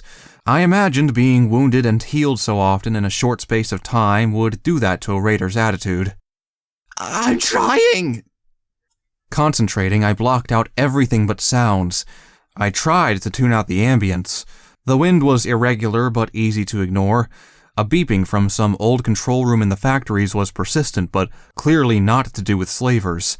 I tuned it out. What else? A thick stomping underground not far away. A ranger in a cellar? Flutters in the air ahead of us. Oh dear. There are griffins up ahead, and I think there's a small trio of slavers about to move into this area, and... A sound entered my ears that I knew all too well. It wasn't a living being. It was the sound of metal scraping and grinding along scrap-constructed gears and pivots. Philadelphia was opening its gates. Even this far out, I could hear the clunk, clunk, clunk of the massive gears sliding from tooth to tooth. Moments after, the trundle of wagons and the clatter of many hooves on the ground followed. Even Glimmer seemed to pick up the far-off sounds, nodding. I guess Stern wasn't kidding about reinforcements. They'll be reaching us in 5 or 10 minutes if they stick to the main road. Remember, they know what section we're in. Why are they trying so hard to get us? We're only 3 slaves. Why can't they just let us go? My protests sounded like whines. They somewhat were, but it was born of nothing but frustration at this endless run. Glimmerlight sighed, rubbing my mane lightly. Red-Eye doesn't like losing workers, hon. Especially not when it includes 2 of his biggest prizes. A raider warlord and one of the few Steel Rangers, right? Her face narrowed, almost looking as though she wanted to disagree like I'd been wrong, before stroking my mane again and even quickly hugging me, tightly. Yes, Brim and I, Murky. We're the ones he wants back. What had that hesitation been? No matter, we needed to get moving. Any longer and they'd... I heard a flutter. I knew that sound. Get down! I screamed, throwing myself behind the nearest large bin in the alleyway. Glimmerlight and Brimstone dove to the sides as rapid-fire streaks of magical energy tore up the length of the alley from above. Dirt was fused to a goopy green that pulsated and stunk of fried air in little chunks, as was portions of my cover. Move! Brimstone roared, grabbing and swinging me onto his back before galloping off. Gripping his mane as tightly as I could, I found that the wagon had been nothing in comparison to the rough ride here. We took off, galloping out of the alleyway into a storage yard, long stripped bare by Red-Eye's slaves, leaving things too heavy to carry. Empty pallet trucks and deserted train carriages made it a metallic maze surrounding the central cargo rail building. Above it, I could see a cartoonesque pony riding a tiny train filled with smiling workers. If only. More griffins dove from the clouds, their scout having spotted us by sheer luck. Brimstone turned down between 2 lengths of train to avoid most of the incoming fire, sticking to the right as rounds pinged and ricocheted between the carriages. I felt my mane whip, whether from the wind or a passing bullet I didn't know. Glimmerlight followed us, breathing heavily, but determination lending her the strength to keep pushing. At the end of the 2 trains lay a third mounted on the same rail we were galloping down, its back carriage open to a passenger compartment. Hearing the platform creak under his weight, I held on as Brimstone launched himself into it. With windows exploding and melting on either side and a cascade of bright colors, Brimstone hurtled down between 2 lines of seats. The train had to have been partially armored against zebra ambushes, for few holes were made but for the small windows, and their weapons didn't penetrate the main chassis. I heard the thunk of taloned feet landing above us on the roof. Brimstone stopped short, knowing that to burst out between the carriages would be little more than running right into their line of fire. I could see him thinking, glancing to and fro. Stern's griffins weren't going to give us that time to think. With the sharp sound of impacts on glass, I saw small metal apples held down and tossed through the broken windows. Rolling to a halt before us, thin bands pinged off them. Grenades! Glimmerlight was the first to act. Almost screaming, she pushed the boundaries of her stamina into her magic and hurled the lethal orbs as far down the carriage as she could. Unable to lift them, they just skittered along the floor while we ducked behind the seats. Shielded by Brimstone, I covered my ears. There was little point. The noise was so intense that I felt my ears pop and replace all sound with a keening whine. I didn't even hear the sound they made, just a dull whoomp. The shockwave made my stomach churn and my head ache. Again and again, grenade after grenade, painful shots in my ears and spikes of pain through the middle of my skull. The entire train lurched and shook again and again as each explosive set itself off or detonated others early. Dizzied, I opened my eyes to find Glimmerlight almost collapsed on the floor. Worry overrode my own pains, and I pulled myself over to her, trying to help her stand. Her hoof was tapping me, her mouth moving with no sound emerging. Holding my face up, she nodded through hazed eyes. Sound gradually returned. I'm okay. Just tired. I think I've burned out. Too much in the stable. And now all this. The sounds of falling train parts and popping flames surrounded us. My thoughts turned to the griffins. They had to have retreated to let their detonation go off, but did they think us dead? Brimstone made the decision for us, bellowing for us to move, before they decided to come and check amidst the smoke that now shielded us. Yet as we lagged, he shook his head. You two wouldn't last in a run with flyers. Move through the smoke, get inside the station, and lay low. Glimmer shook her head, staggering to her hooves. We need to keep moving. No arguments, Glim. Get in the fucking station. Both Glimmer and I stood in virtual shock. Brimstone had been firm, but he had never spoken to her in that tone. Ever. I felt Glimmer begin pulling me with a hoof. Staring into Brimstone's eyes, I saw the authority that had destroyed entire settlements for that second, reflected in the fire and smoke of battle. Even as Glimmerlight tugged me down the train, that glare bored into my eyes. Not for the first time, but certainly more than ever, I was beginning to see the beast inside that began emerging in the middle of such chaos and violence. In some manner, I felt like I was running away from him. Hearing his thick stride behind us, I followed Glimmer through the train. 3 carriages later, we heard the Griffins landing behind us, obscured still in the smoke of their own grenades. Screeching and shouting when they found no corpses, I heard their talons making a rampaging charge across the tin floors. Oh shit, oh shit, oh shit. Glimmerlight was muttering to herself as we limped and pulled one another as fast as 2 tired ponies could. I ceased to hear Brimstone behind me. Had he stopped? My legs felt like dead weight, exhausted beyond compare. Stumbling over all the wreckage, we were only moving 1 carriage for every 3 the Griffins were bounding through to catch up. I didn't want to look back. All I might see would be those razor-sharp claws waiting to rip me apart. Memories of outrunning the thresher machine began to re-emerge, prompting mewling whinnying. We couldn't leave the train. If we did, we'd be gunned down. It was a simple race to... Contact spotted ahead! 2 slaves! Engage and eliminate! Against all my fear, my head turned. 2 Griffins, a male and a female, black and white, were launching between chairs and leaping over wreckage through the carriage behind us. Equipped for close quarters, both had knives drawn, one with a pistol in his offhand. Where was... Brimstone Blitz exploded from behind the door. Having purposefully stopped to wait on them, his full titanic weight bore down on the 2 Griffins from the side. Frenzied, I saw him actually bite the arm carrying the pistol, snapping and snarling enough to draw blood and make the Griffin drop his firearm. Screeching at a pitch that dizzied me, the Griffin spun, raking the knife at Brimstone. Normally, Griffins were considered bigger and stronger than a pony, but even they seemed small compared to Brimstone in such tight quarters. Tearing a chunk of flesh away with his teeth, he roared with bloodlust, one mighty hoof slapping away the knife as his forehead collided with the Griffin's own. A sharp thunk barely registered before he stamped down hard with a front hoof on his stunned opponent's hind leg. Legs were not supposed to bend that way. The Griffin squealed, falling to the ground. Caught unaware, the female Griffin whirled to face the unexpected foe, only to find her companion hurled into her hard enough to drop them both into a seat. Brimstone reared up, dropping both hooves down on the pair hard enough to snap ribs on the male and wind the female beneath him. Using the time, I saw him go for the knife with his mouth, a mad glint in his eye, and I felt Glimmerlight pull my head away as he lunged. The screaming started. Even holding my ears covered, I could still hear it, like ripping cloth apart, accompanied by long, wailing cries that finally stopped after far too long a time. Hidden by the chairs that obscured the corpses, I could still see the draining blood and dirtied feathers dropping onto the floor and slowly spreading. With a sudden jolt, his smeared face turned to us. Why are you still here? We didn't need any encouragement. Turning, we galloped as fast as we could, little more than a determined canter.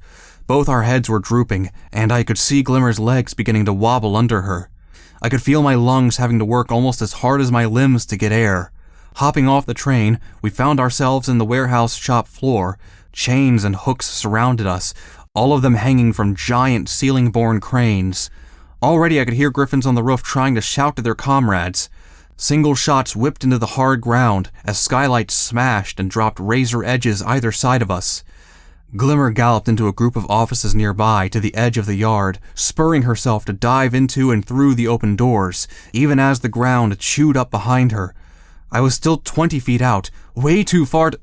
A griffin landed atop a train beside me, her short-barrel weapon pointed directly at me. Acting before thinking, I ducked and rolled under the train, only realizing why this was a horrible idea as I felt my bandages yank and tear.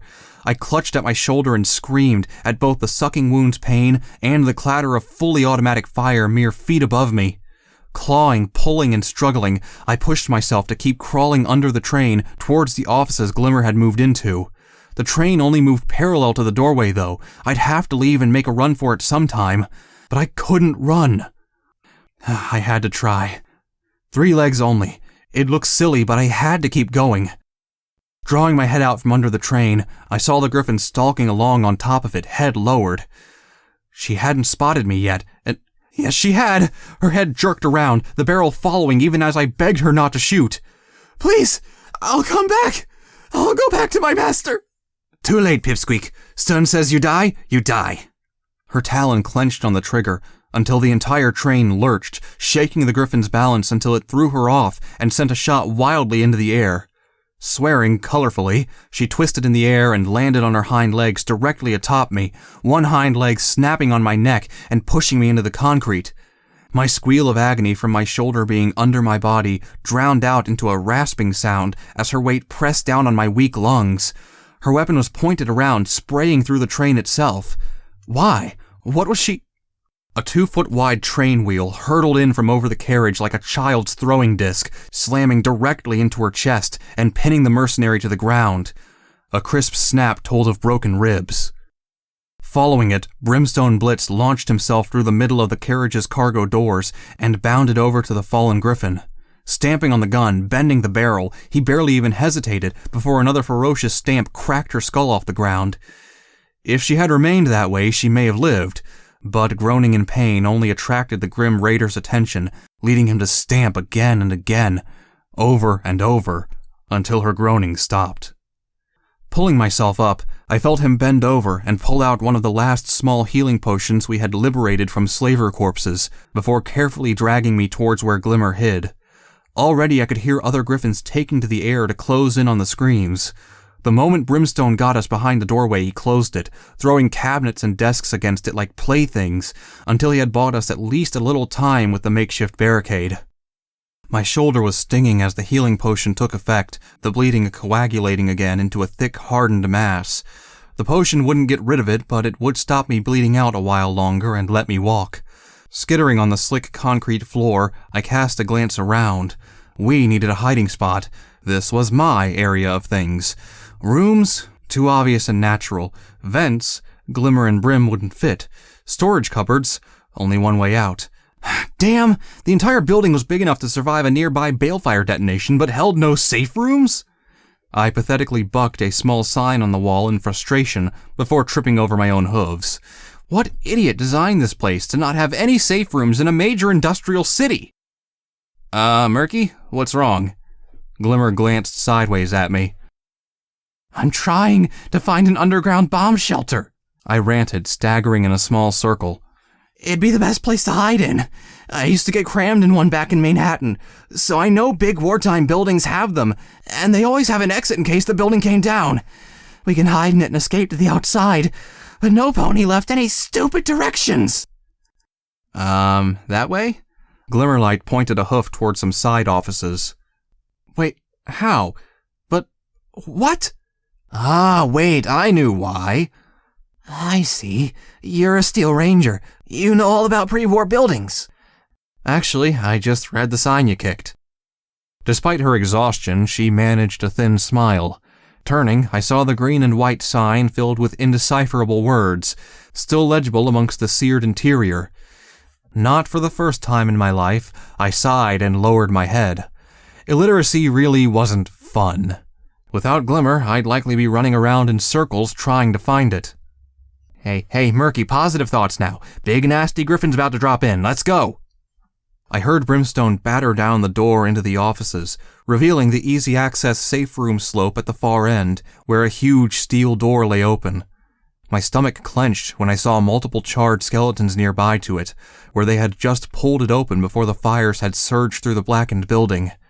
My hooves crunched in the ash of light furniture and papers. All that seemed left was the bare structure and what bones survived.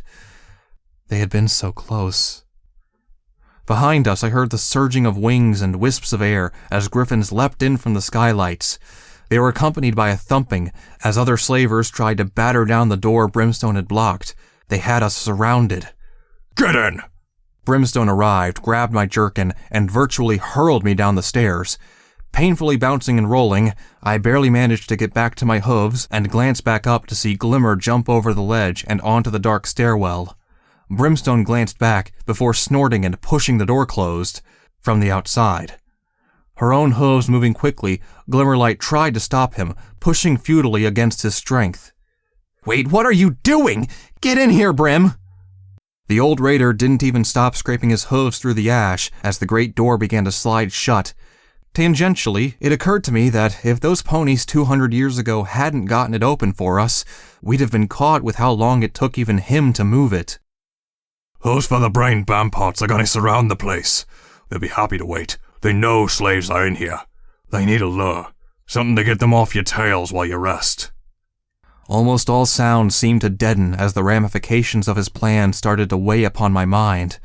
I found myself galloping back up the stairs to beside Glimmerlight. Words just wouldn't come to me. Her mouth was just open, shaking her head. Look, we'll find a way. You don't need to do this.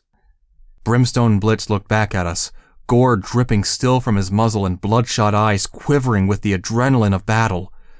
Then, he smiled. Won't happen. Griffins are patient. More than I am. Besides, I put slaves in this trade all my life. Killed ponies and just so much else. I felt my eyes well up. This was too rushed. I didn't have time to prepare anything to say or how to react. My tears were not alone. Glimmerlight pressed her hoof against his chest. Now you want to save at least some. Aye. Well? She narrowed her eyes. You come back. I am not accepting that the great warlord you rumble on in my ear about so much is gonna be beaten by a bunch of flying chickens. On my way here, I saw an old bank outside Philadelphia's main centers. You know it? Brimstone merely nodded. Then we'll meet there. She stepped back. I saw Brimstone's gaze turn to me. Not expecting it, I racked my brain for what to say, but hearing hooves and talons clattering closer, I just shook my head. Theirs was a story I shared, the raider and the runaway, but this was his moment to shine. Only 2 words really came from my mouth as I trotted forwards to hop up and lay my head against the side of his shoulder. Thank you. I knew I was crying. For once, the pony locking me away was doing it to save me. Goddesses be with you both. Brimstone rumbled the words, his hoof briefly arcing around to hold me, before gently pressing me back towards Glimmerlight. Gallop safely.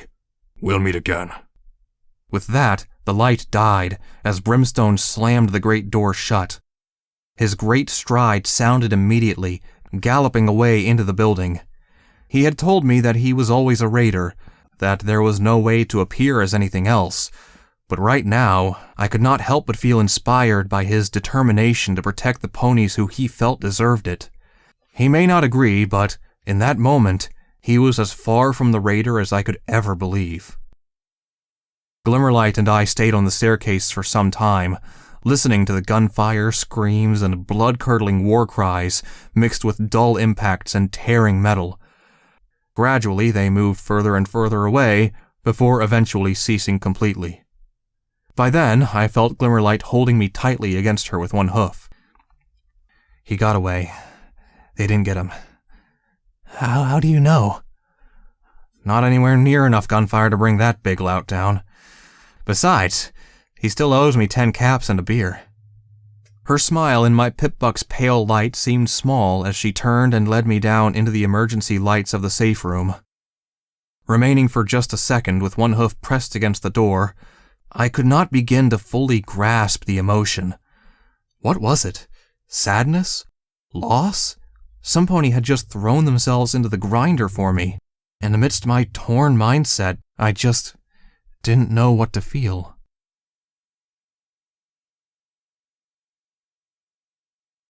The safe room had lived up to its name. Lit by amber lights, we found multiple stale and hard beds, surrounded by infuriatingly locked doors that, by Glimmer's reading, led to an armory and a food locker. After the canteen in the stable, I was considering it unlikely that such food would still be edible anyways. Trotting ahead of me, Glimmerlight flopped herself down atop one of the bunks, sending a small shockwave of stored dust flapping in all directions. Finally off her hooves, I heard her sigh deeply, looking for all the world like she might fall asleep on the spot. Nervously, I trotted onward, checking the far side of the room for, yes, the exit tunnel that would lead us to the outside once things quieted down. Not to mention give us a moment to catch our breath. Here, Murky, lie down. Rest a minute. Glimmerlight tapped the bunk beside her, which I obediently hopped up onto and settled upon. Feeling my back muscles and whip marks ache and sting, I slid off my saddlebag and pulled the goggles from my face. Brimstone had been a topic avoided. Glimmerlight was insistent about his safety, while I simply didn't know what to even say. This was all so alien to me. Ponies caring for me, fighting for me, being so far outside the wall, and hunted during an escape attempt. When I had run for the wall, I never imagined this sort of reality. In my mind, it was me running and running forever and outstripping the chains that bound me. But the reality was harsh, unromantic, and full of twisting turns that bounced me from encounter to encounter without any downtime or chance to properly think. No long planning, no idea that survived the actual execution. It was just instinct and reaction mixed with cold, unrelenting luck and chance. The idea that I had once sat in Whiplash's storage room planning my eventual grand escape felt childish and far away. This was real. Real was more tiring than I'd ever dreamt. Glimmerlight seemed to doze for a few minutes at a time, her breathing finally steadying. She had thrown her robes off in the heat of exhaustion once arriving, leaving them crumpled in a heap below her. I lay upon my side, gently easing my sore wing under me, and just watched her. The pony who ruffled my mane, who hugged and smiled at me, who reassured me and cared, who had fought to save my life. Others had done some of those things, but more and more I was feeling a connection to Glimmerlight, like a friend. But not all my mind accepted it. Slaves didn't have friends. My very presence here was a slight against my place in life, if I listened to the deeper, darker areas of my own thoughts. The wall and my orders were my boundaries, but now I was across them. Upon my flank, I felt my cutie mark almost tingle in an effort to remind me, instructing me to wander off and leave her, that I might return to the safekeeping of those who would guide me and tell me what to do, rather than face the uncompromising wastes. If I apologized enough to Protégé, maybe... Shaking my head violently, almost butting my forehead against the pillows, I fought them down. That was just fear talking, the fear of being caught and killed before I could do anything I wanted with life. My life. The one I'd been denied for how long? Oh, goddesses. I wished I knew how old I actually was. I didn't even know my birthday. I'd once been ordered to clear out of the barn and sleep with the Brahmin on the rock farm because they'd wanted to use it for a party in my master's honor. His birthday. I'd snuck out and crept up to one of the windows, glancing in at him and his family that owned me, getting drunk and laughing a lot. Maybe when I got out and found my mother, she could tell me when mine was. I did kinda really want to have a birthday someday. Just once. I wished I could feel the same urge for freedom that Little Pip no doubt had felt. Something to boost me along to finish this and finally, escape the bonds that were imprinted upon my very side. My eyes turned back to Glimmerlight. She wore a small smile as she settled, not sleeping but eyes closed all the same. What kept her so free and willing? What drove her? Perhaps Protégé had answered for me long ago. She knew freedom.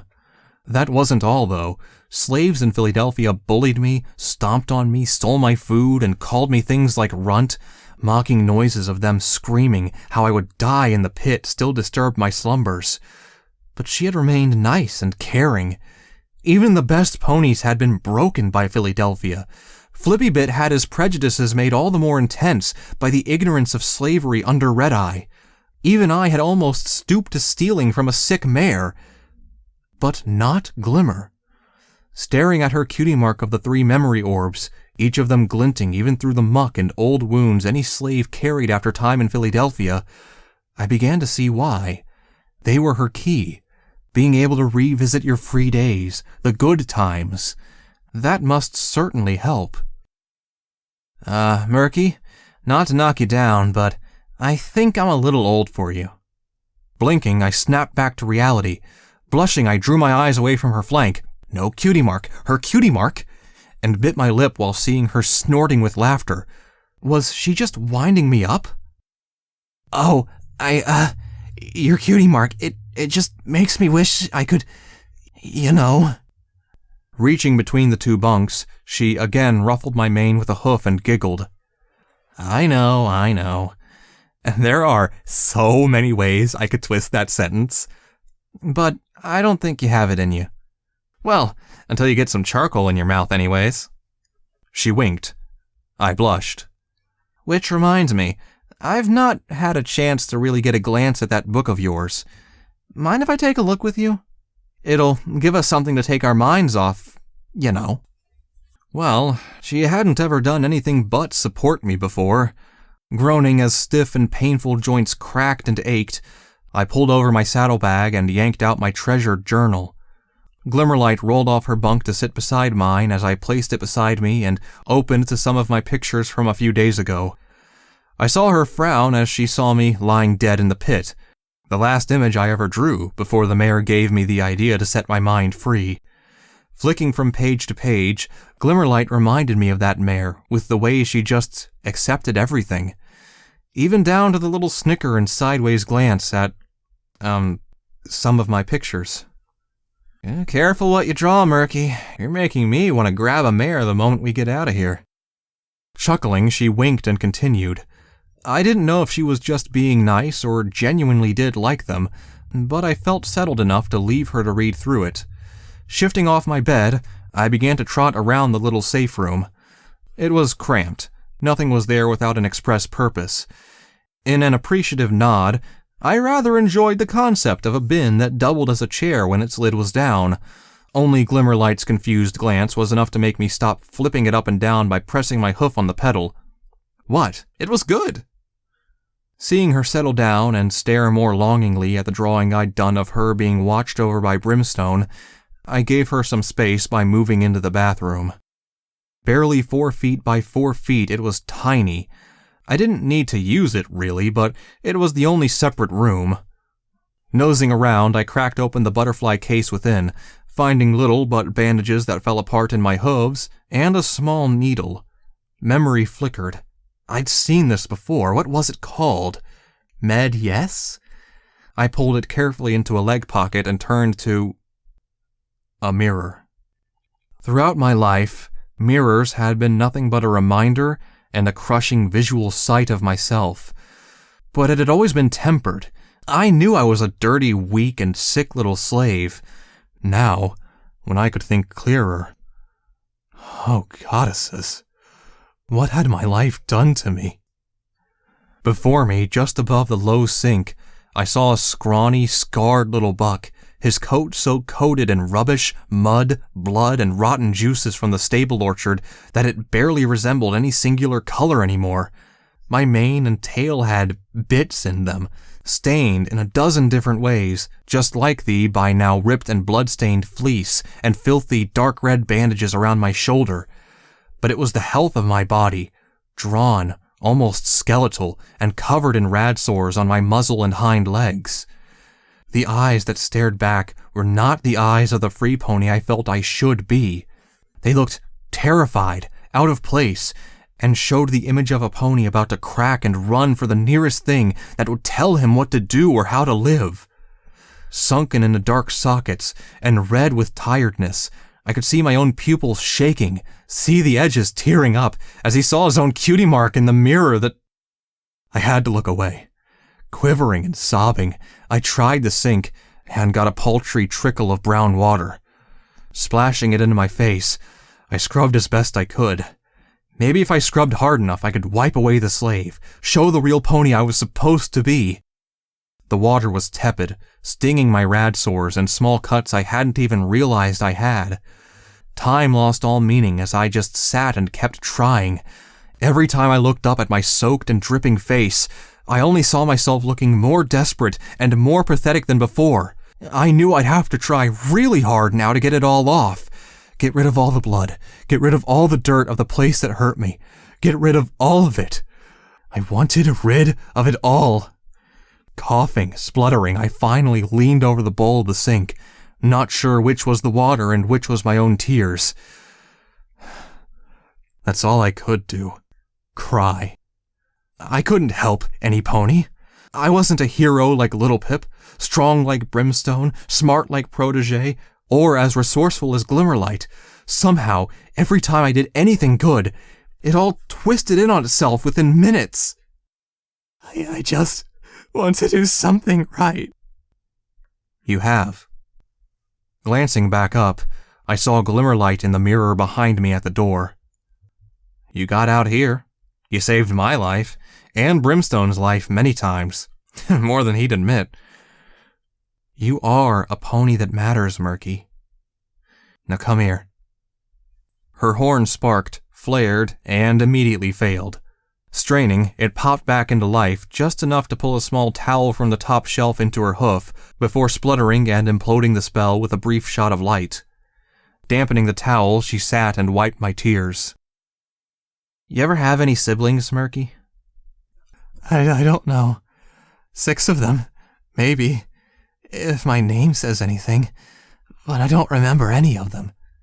My mom never mentioned any, so I assumed they'd been sold. Or maybe there wasn't any. I don't know. The towel was coming off filthy on each rub. I felt her firmly wipe it around my eyes, avoiding all the sores. Her voice was quiet and comforting. I never had any, but there was one little initiate buck at Buckland Cross. He used to hang out with me because the others kept picking on him. They called him Safety Catch, because he had a habit of leaving his on while in the range. Eventually it got so bad he started forgetting who he was. Started using the name himself. Forgot all the good things he could do. Like strip an energy weapon faster than I could strip some pony's robes if we got some alone time. I couldn't help it. I lightly chuckled.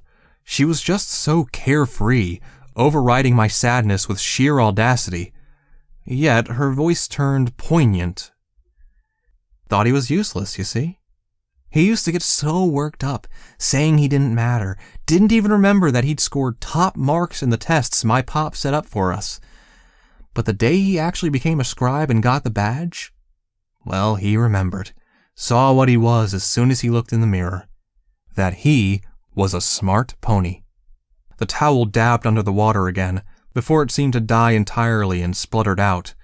Pulling tightly on my cheeks, she kept cleaning before almost too firmly rubbing my forehead with it, biting her own lip as she did so. I winced as I felt her pull on my mane with it, as though wringing it out.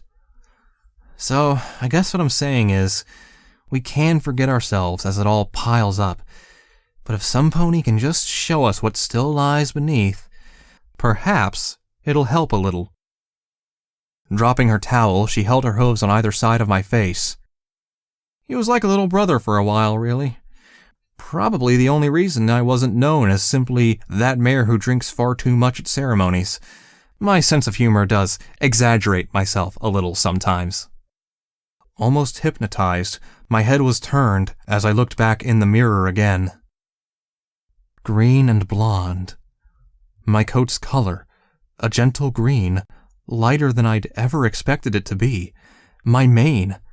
I'd come to think of it as a light brown, but it actually was blonde under it all light and fluffy. The line between the dirt and what she had cleaned was as sudden as a fence. In reality, it looked a little silly, the front of my face clean for once, with some strands of my mane free of debris and dirt, but it gradually spread in my imagination. The artistic side of my mind filled in the blanks and let those borders expand to look at a colt standing with innocent little wide eyes filled with tears, my two stubby little wings flapping. Gasping, I could see nothing but what the mirror in the fun farm had shown me. I had almost forgotten the mirror house and the strange sight. The little slave, yet to acquire a life's worth of dirt and grime that would mar his appearance as much as it would mar his dreams. Not seconds later, I was wrenched out by merely blinking, breaking my daydream. Tears dripped from my face, but landed upon a small smile as I turned back to Glimmerlight. Glim? Yeah, Murky? You keep helping me, making me see the right things. I don't think I'd have made it this far without you. We all help each other. I shook my head. No, I mean, with me being me, trying to work out what I am, who I am, what kind of pony I am beneath the years of being nothing but a slave. You keep guiding me, always being there for me. I know it's only been a little while we've known each other, but... Leaning down, she wiped away my wet mane from my face. But what? Well, a mayor once told me we shouldn't forget, or ignore the good when it comes, no matter how short a time it takes. You said you saw that buck like a little brother, right? I wanted to ask. Biting my lip, I looked away, feeling unfathomably embarrassed. Could you ever see me like that? Because I think I, sort of see you like the big sister I wished I always had around. A brief period of silence reigned as Glimmerlight just looked down at me, before, gently, she pulled me close. Her impetuous embrace stopped only by concern for my wound, but her head leaned against mine. And, in that moment, I felt relief beyond words. Tell the truth, I was kind of hoping you'd say that, because that's how I was beginning to think of you too. We can't take time for granted. Days could be years to slaves, Murky. We take who and what we can get. So, yes. Within the underground room, amidst an escape attempt that could or could not succeed still, there was at least one life-defining moment to remember. Family need not be by blood. Yes, I will be. Your big sister, best friend, forever. I'd like that. There was a brief moment, just allowing me to smile and hold on to the best pony I'd ever met. For about a minute we simply sat between the bathroom and the main room, just permitting the moment. Eventually she snickered, leaning back, her eyebrows narrowed and lowered. But you do know what little brothers get, don't you? She grinned. I raised an eyebrow. I hadn't even had a sibling nearby to know. What did little brothers get? Noogies! What? Wait, no! Before I could react, she had me in a virtual headlock, rubbing her hoof on my mane vigorously. I squirmed as best I could while injured, laughing and squealing in equal amounts to try and get her to stop, waving my front legs to try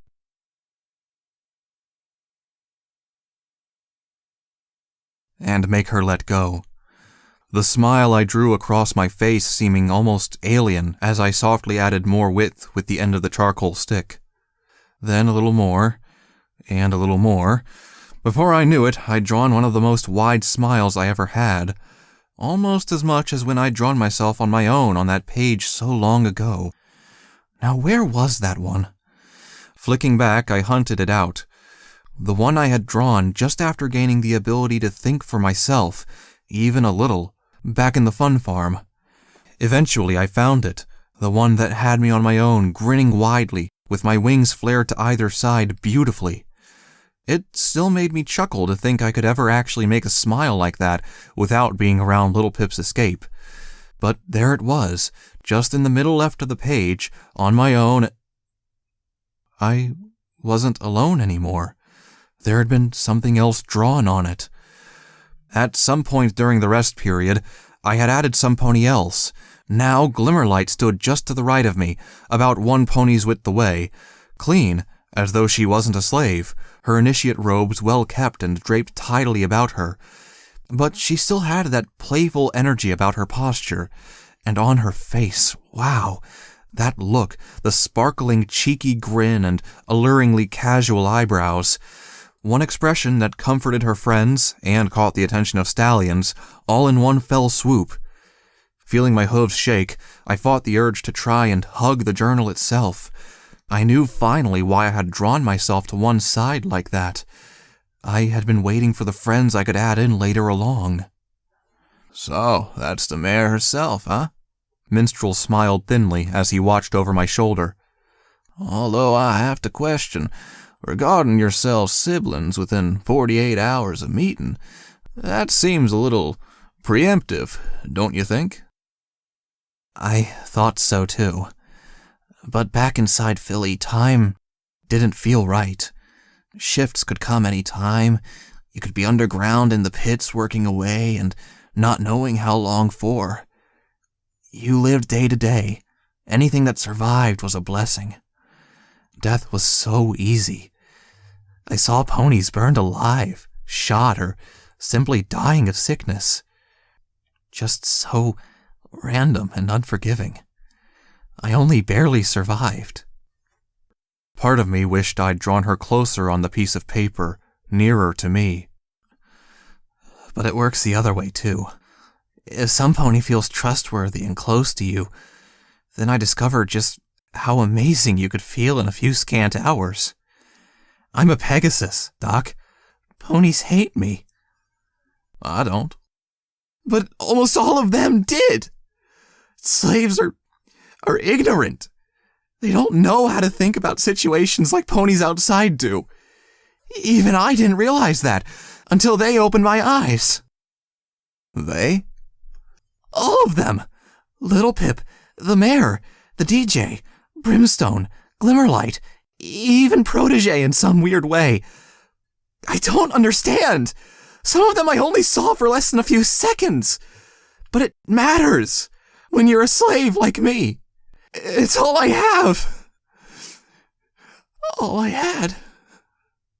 I sniffed, wiping my eyes with a hoof, still flinching from my forehead throbbing at the motion. That's why I think we were able to just know that we should be so close no matter what. We'd saved each other's lives already.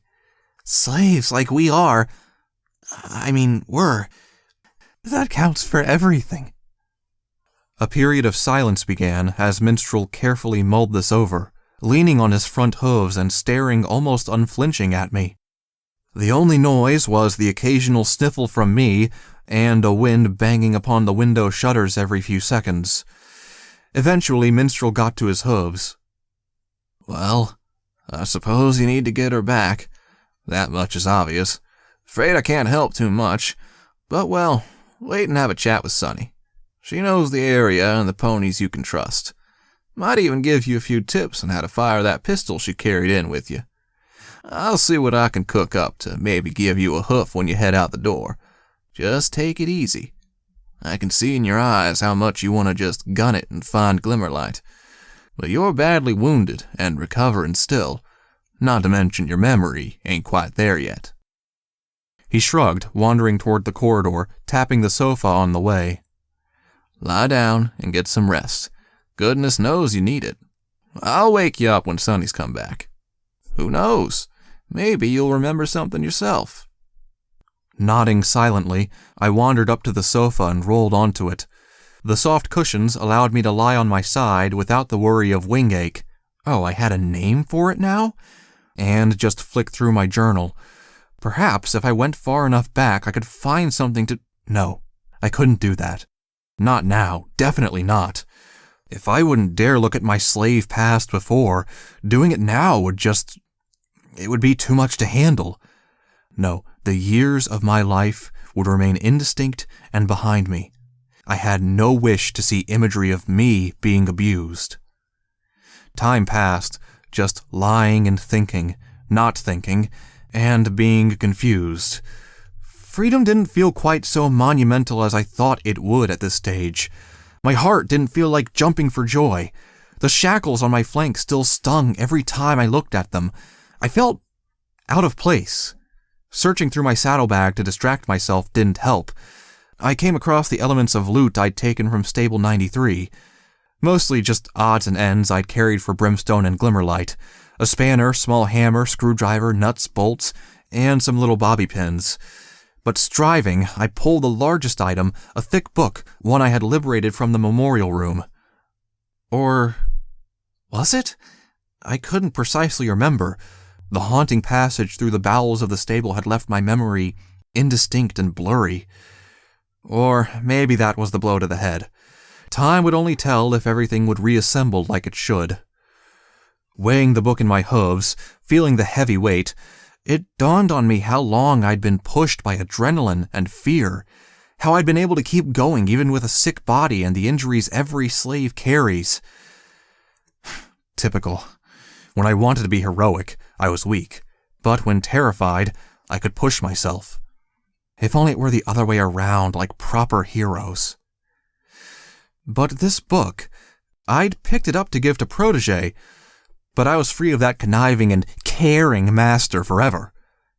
Helping and saying he wanted to be kind to me one minute, then sending me into stables the next. Holding the coverless book in my hooves, my eyes fell hopelessly on the words I could never read. I would be glad to never have to rack my brains just talking to him ever again. So, why did I feel like I was going to miss handing him the book? Gritting my teeth, I dropped it back into my saddlebag.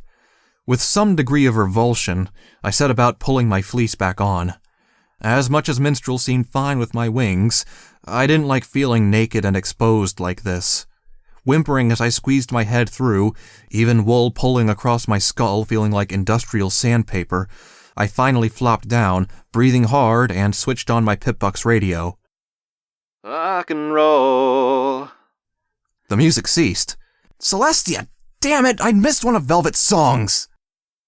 Immediately, my mind realized what it had thought, and sent approximately 8 prayers towards the sky in forgiveness, one for each letter of her name, just to be sure. You know, I really don't think I'll ever tire of that stuff. Year after year, the same sounds wear on any good DJ's ears. We've got the main daily news coming up in a few hours, but for now, I got a little tidbit that just can't wait. From over across the plains, I've been getting reports of a large-scale confrontation between Red Ass and the Steel Rangers. Seems even with all the problems out in the main wasteland, those two groups still want to clobber one another. But that's not the best part. Through the network, it seems that the slaves of Philadelphia took the stable dwellers' actions to heart. There's a colossal search going on, and it's clearly not just for rangers. You don't go hunting for ponies in power armor with whips and shackles, do you? My heart leapt. This was... Oh my. So, I say to those of you out there, good work. Now get out safe. They don't let any pony go easy. Indeed, the walls are only the first obstacle in their network to catch runaways. Be careful, 'cause ain't nothing gonna hurt more than being dragged back through those gates and chains. I thought of saying what roads might be less crowded, but I'd be one pretty big idiot to think they aren't listening in too. Now, we've not had any reports of actual escapees yet, but by all the great goodness left in the wastelands, I sure hope there is. Any pony out there gets a whiff of a slave that escapes? Let old Pone 3 know, will ya? Find my friends, find Little Pip, find my mother. Now, I had another one to add to the list. Proudly trot into the DJ's very studio as the one who got away and say, I did it.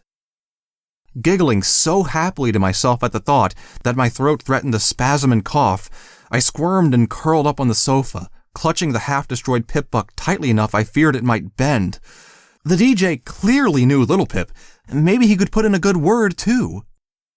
I might be weak, deathly sick, and, for now, without allies nearby, but at least I knew There were others out there rooting for me, wishing my dreams to succeed as much as I did.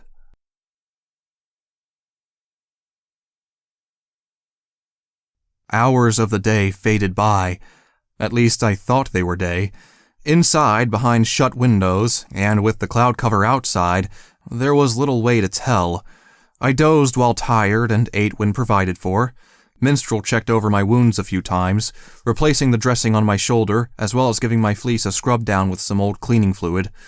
The one he didn't touch was the bandages around my lower right leg, citing that it would be far too painful to change them for at least a few days, until the anti-infection fluid soaking into it killed off the infection in the wound.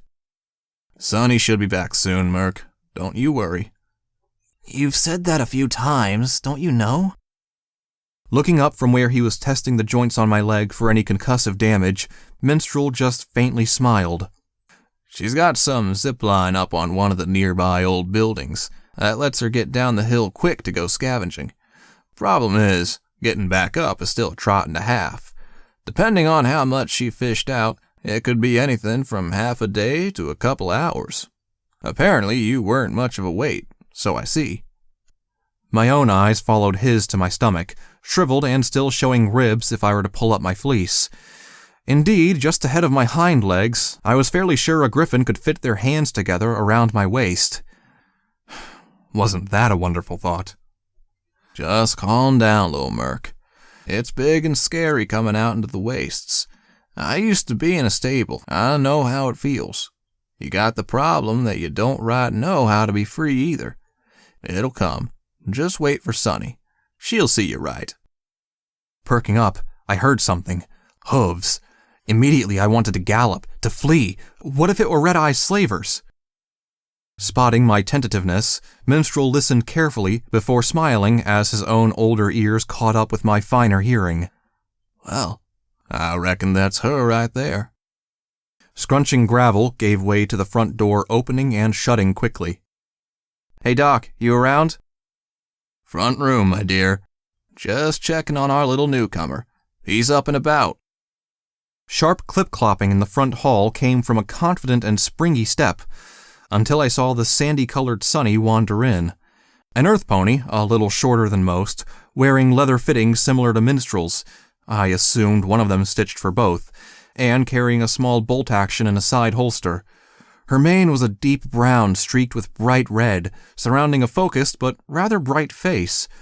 Across her back were at least 4 saddlebags packed full of, well, junk. I had to admit, though, I kind of wanted that big, wide-brimmed hat she had on her head, even if I knew it would just fall down over my eyes. Something wasn't right, though. Before she even spoke or properly saw me, my ears twitched. Some pony was sneaking behind her. I could hear padded stepping very clearly, some pony light and soft on their hooves, and panting? While Sonny trotted farther into the room, the second presence wandered in. Dirty and dark-haired, I saw something much smaller than I had been expecting. It wasn't a pony. It was a dog. Barking loudly enough to make me wince and sweat in fear, it immediately bounded across the room, heedless of Sonny's shouted command.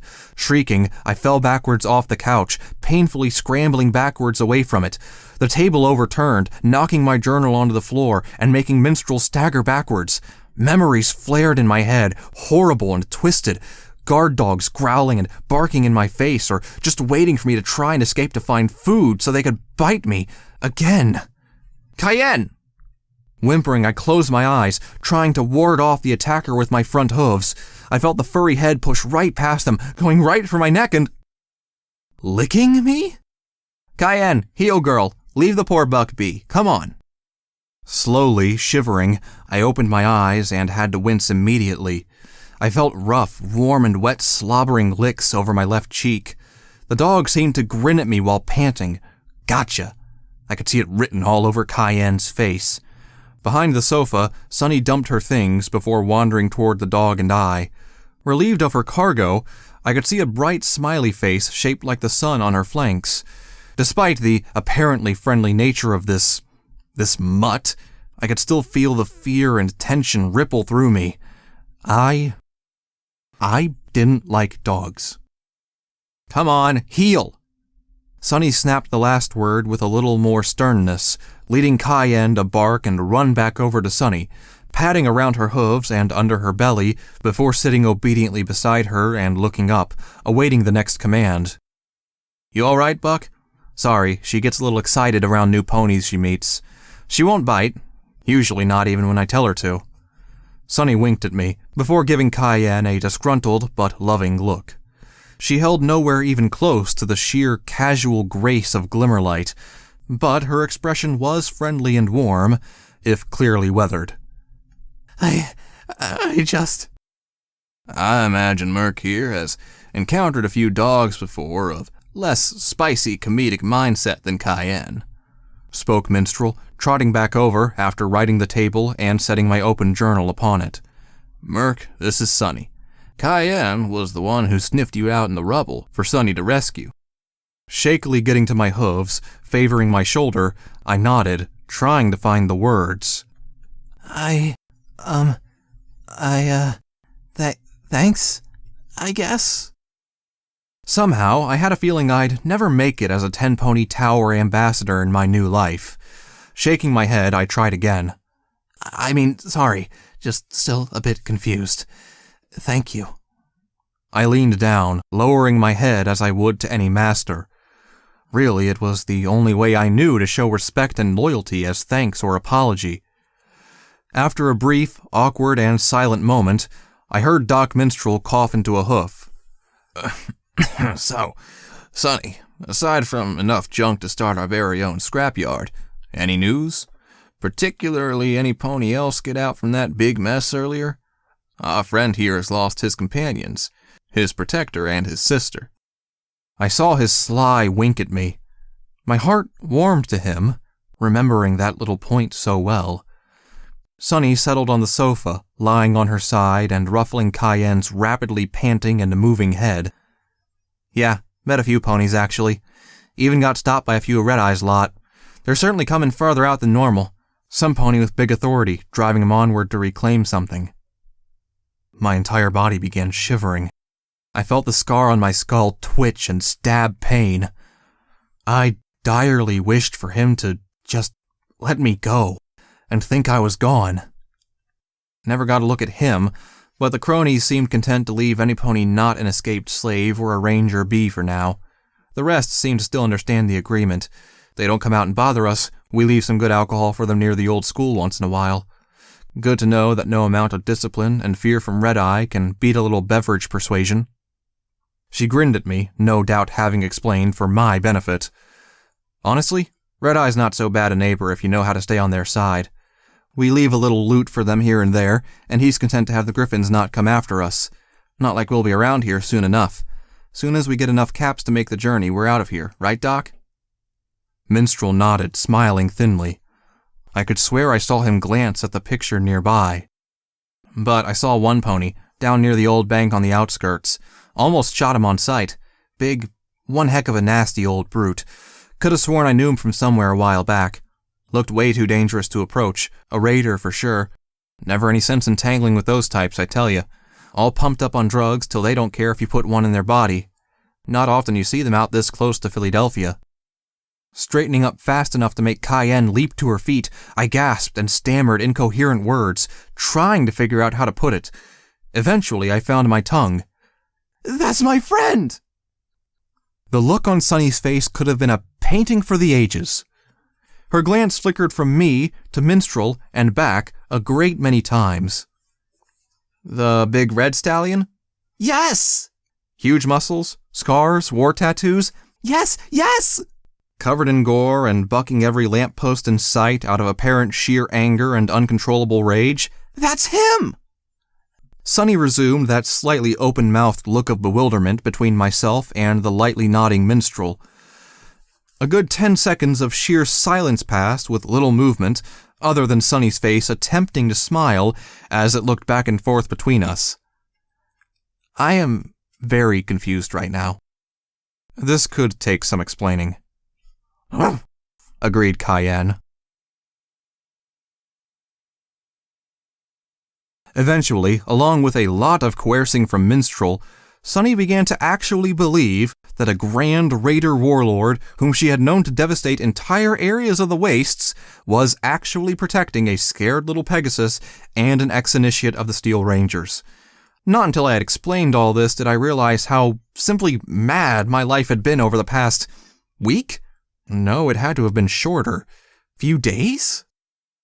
Right, so your friend is down there. Well, let's get moving.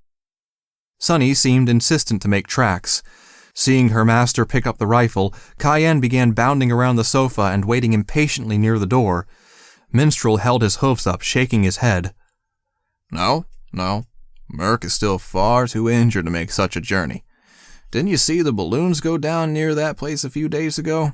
It's dangerous still. No place for walking wounded. Remain here, Sonny. Help him. Teach him. If this raider is as insistent as he sounds, he'll wait. Now, I gotta go fetch some stuff from the stash. Give him a hoof. You stay with him, Sonny. Speaking even as he drew on a leather long coat, Minstrel trotted toward the front door, shouting his goodbyes as he left. Sighing at my seemingly eternal time to wait and see when my entire will wanted to surge through the door, I trotted over and sat in front of my journal instead. Minstrel had explained how I was using it to help remember the events of the escape, so at least I could distract myself using it. Now, it felt like my mind had stopped moving. When I had knocked my journal off the table in my rush to get away from Cayenne, it had fallen open at an earlier page. A much earlier page. Sunny, hearing my audible gasp, shifted over to peer across my shoulder.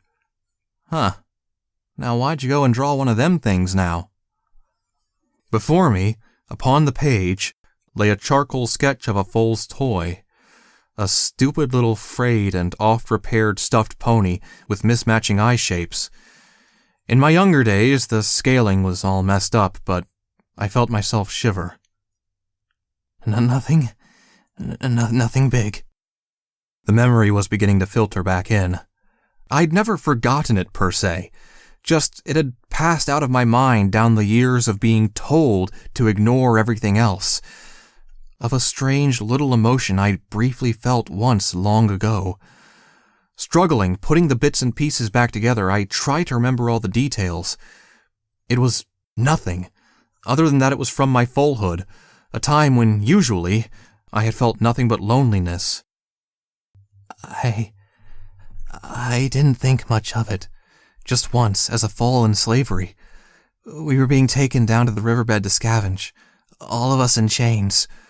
But there was this wagon passing by, and I saw this stuffed toy fall off. I ran out of line to grab it. Probably just me being a stupid fool. I wasn't too intelligent. Sunny leaned closer, looking more curious than caring. So, this toy used to belong to you? No! That's the thing. I could have done what I normally do, just take what I can. But when I picked it up in my mouth, I saw this little filly on the back of the wagon, crying and trying to get her parents to stop. I think they didn't want to stop near slavers, so they kept going. I galloped up and threw it back to her. Sunny drew out her words slowly. How generous. You could have just taken it. Gently, I shook my head. I guess I just couldn't while I saw her looking. It was hers. She caught it when I threw it. I got lashed with a cane 12 times for stepping out of line. And that was... It really... It was a real fight to not burst into tears as the memory of being forced across a nearby rock, held down by my hooves, and caned flooded back. How he hadn't let up, even as my shrill young voice had shrieked and echoed in the dusty valley. This was why I didn't look back in my journal. Exactly the reason. Everything before I was made free in my mind was off limits to me. No, there wasn't any helping it. I could already see the drips on the paper. Sunny remained quiet before reaching across and flicking through my journal until it was on a blank page. She didn't seem to have much soft emotion, but had just enough social perception to spot the memory was a little unsettling. Well, I'm sure she'd be pretty thankful for what you did. I'm sure? Come on, try something new. Get your head out of the clouds and into escaping, eh? Beside me, I felt Cayenne pat across and lay her head across my hind legs, whining slightly and rubbing her soft hair against me. Even my fears couldn't stop me feeling a little comforted by the animal's empathy. Taking a deep breath, I wiped my eyes and took up the charcoal. Yes, just ignoring things. That'd work. It always had. Forget it and get on with the work. We spent a lot of time in that safe room till things quietened down and we'd gotten our breath back. However, we didn't have any medical supplies left, bar one syringe. I think my shoulder was getting worse, but we had to move soon. Leaning down, a dark metal flapping door was drawn, with Glimmer's head pressed against it, listening to the dull sounds outside as she sighed at the distant gunshots. I sat nearby, nursing the growing agony in my shoulder and trying not to whimper. The bleeding had stopped, but the horrid motion of galloping so much on it had generated a burning pain that was affecting my ability to even trot. I don't think I can move quickly. Should we wait until night? No, not enough time. Eventually, they'll get word of how many slaves are still out here and start searching every door they can find. You still got that Med-X? Nodding, I dug it out of my saddlebag, only briefly wondering why I was still carrying that book alongside my journal. All that weight in one saddlebag was unbalancing me. Glimmer closed her eyes, concentrated hard, and sparked her horn to lift the syringe from my mouth. She had spent the last half hour nursing her magic back into being. Apparently, she had been lucky. It was just a lack of stamina, not a true burnout, as she'd called them. Those could knock a unicorn out for days, allegedly. Have you used any of these recently? Her voice was stern, serious, as she pulled the cap off and tested the plunger lightly. One, I think. Maybe a few days ago? I don't know how long it's been, really. Glimmerlight's face became deadly serious for a minute, as though trying to decide on the risks herself rather than telling me. Eventually, with a light sigh, she motioned me to hold out the hoof with my shoulder on that side.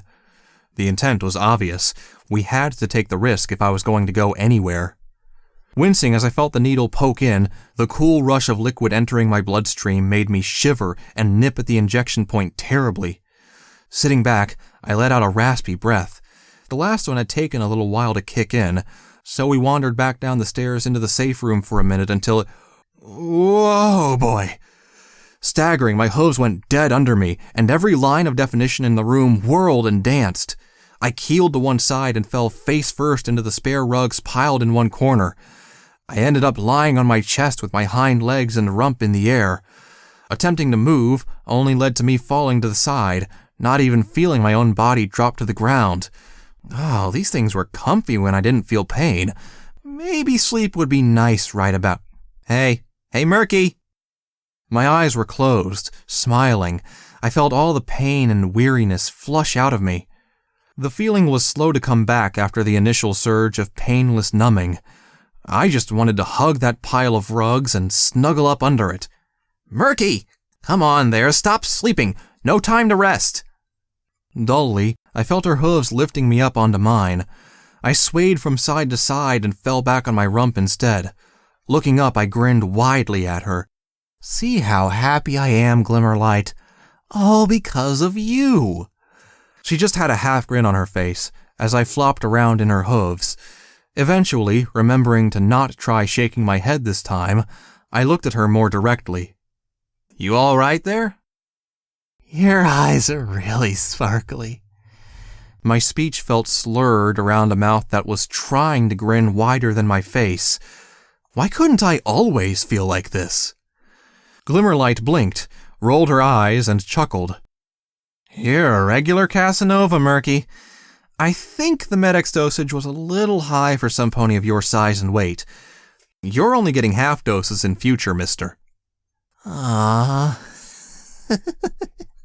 I giggled and tested my hooves on the ground. Gradually, after at least a few more embarrassing comments, It's a bin and a seed, Glimmer, look! it began to wind down and settled into a slight dulling of my sense of touch all over. Satisfied I wasn't about to start referring to gunfire as pretty fireworks, we began moving back to the door. Right, chances are that we'll be spotted at least once, but if we can get to the old bank, I'm fairly sure we stand a good chance if Brimstone carries you the rest of the way.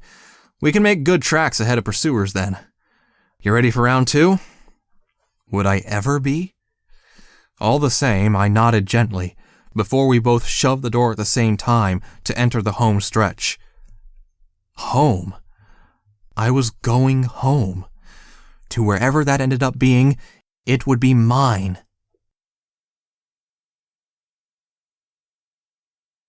Dry Philadelphian air washed across us after we emerged into the outside world once again. Not willing to stay near to the large open doors, we both hopped out and cantered into the cover of a chain-link fence, its wire shielded with flakboard and hunkered beside a gate. Glancing through it, I saw open ground, one of the huge roads that led into the center of Philadelphia. I knew this one led straight back to the gates themselves. At Glimmer's prompting, I listened as best I could. Slavers were laughing as they boasted about a ranger they'd killed. They were up ahead, a short distance from the train yard, and as such there was no going back there. The road might be our only... No, I heard a wagon approaching. We hid back behind the fence as it tore past us, pulled by muscular earth ponies and chewing up the broken ground under its metal wheels. No doubt carting supplies to a unit in the wastes. Listening again, there were other farther-off sounds, and even a few shrieks of griffins in the sky above, camouflaged against the red haze. I think we have to make a break over the road. There's loads of slavers inside the train yard. Some griffins above it, too. I think. Sorry. No, you're doing fine. I certainly couldn't hear any of that. Come on, while it's quiet and before any more supply wagons rip past. Breaking cover, we cantered as fast as we dared on the hard tarmac. I felt vulnerable. If I looked to the left, I could see the expanse of the wastes. To the right, I could see all the way down the road to the gates of Philadelphia in the distance. No doubt why Red Eye had chosen such a location as to have access to a trade route that ran directly to his fortress. The sight of that open, gaping maw into hell almost made me trip from fear. Down! Surprised, I felt Glimmer force me to the ground, her eyes skyward. Above us, a single griffin was swooping silently in arcs, about 300 meters or so away and 50 meters up. Let's get to the other side. Into cover! I made to move forward, before feeling Glimmer hold me tightly down. Don't move! From the sky, motion shows more than shape. Mother taught me that. Stay still. It'll leave. Hopefully. Whimpering, I remained still. We were dead in the middle of the road, 10 meters from the other side. Feeling horribly exposed, I tried to think of why she was right. I was dark and dirty, wearing a black, and blood red, fleece, while Glimmer's dark crimson robes seemed to gel into the very atmosphere and smog of Philadelphia, even this far out. My discomfort only grew when I heard the last sound I wanted to, wagon wheels, trundling, bobbing, and sparking on the ground. My ears heard them breaking into a fast speed upon the tarmac. Slowly tilting my head, praying with all my might the griffin wouldn't see me, I looked back toward the gate and had to fight the urge to scream. Over a dozen wagons, packed full of Red Eye's army, were barreling down upon us. Glimmer? I whispered back toward her ear, her eyes concrete and held skyward. The griffin was... oh, goddesses, it was even closer. We were trapped. I had to run. Don't move, Murky. A squeak escaped my mouth. Every muscle was willing me to run. This sort of hiding went against every instinct I had. There's smog and dust clouds around us. The griffin can't see us. The wagons! Stay still. The griffin stopped, head craned toward the wagons. Hovering, I could swear his, or her, too far to tell, eyes looked directly at us, before their gaze swept away down behind the buildings. Immediately we moved. I went first, crawling and staying low. Inch by painfully slow inch, we raced the speeding wagons. They were a few 100 meters away, and only billowing dust had to be hiding us. I dared not cry for leaving a trail of tears, however silly it seemed. Only when we reached the edge and rolled down into the lower level behind a ruined safety barrier did we get to our hooves and gallop madly into the nearest building. No sooner had I ducked into the doorway did the clattering sound of a military convoy hurtle past, wagon after wagon, headed out to ruin some pony's day in the wastes. Silently, I prayed the stable dweller would be evading them. We waited an extra minute, breathing hard on either side of the double doors, or rather the doorway. The glass doors themselves had long shattered across the floor. Stepping aside, I flinched as I felt a stab of pain. In my haste, I hadn't even noticed my back left fetlock had been cut on the glass. "Promise me, Murky, we are never doing that again." "Cross my heart, hope to fly." She looked at me weirdly. I just raised one hoof and shrugged. "Pinkie Pie said it all the time, over the speakers back at the fun farm." "The ministry mare?" "Of course." "Well..." She chuckled and continued, stroking my sides briefly where my wings were. "Very appropriate for you." I wasn't so sure. Anything from that weird pony freaked me out enough without being reminded of my inabilities. But that said, it was right. Brimstone had told me not to deny who I was. Did that mean I should have that hope? I'd never even considered it. Following Glimmerlight farther in, we found ourselves inside a normal train station for ponies, not the industrial one across the road. The ditch outside had been the area for wagons to pull into, apparently. Open-plan interiors with empty cash desks lay barren and trashed across one wall, the booth set below a giant board filled with letters and numbers. Benches and small tug carts littered the main areas over the smooth marble floor. Massive archways made up the support of the building. Had it not been ruined by balefire, it would have been beautiful. This had to be pre-war. The architecture was very different to the blocky factories. Movement caught my eye. From behind a stairwell trundled a rusty old machine shaped like a pony. Each leg moved so slow that it made me impatient just to watch the bulbous and creaking robot stumble toward us. A card slot on the front flashed a red light, while its speaker bleeped and blooped lightly, breaking into a grinding, but polite-sounding, electronic tone.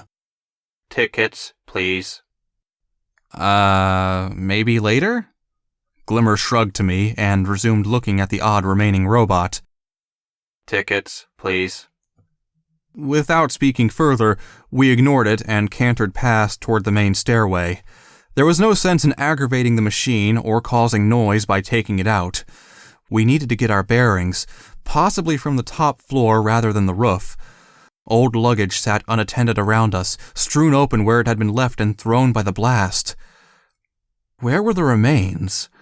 As much as I hated it, it seemed off. Even without bones, the seared clothing and warped utensils and tools seemed utterly bizarre. Nothing was just normal. Glimmerlight wandered to the platform doors, glancing her head through where I could see a train still sitting, bucked off the rails by the force of the bomb.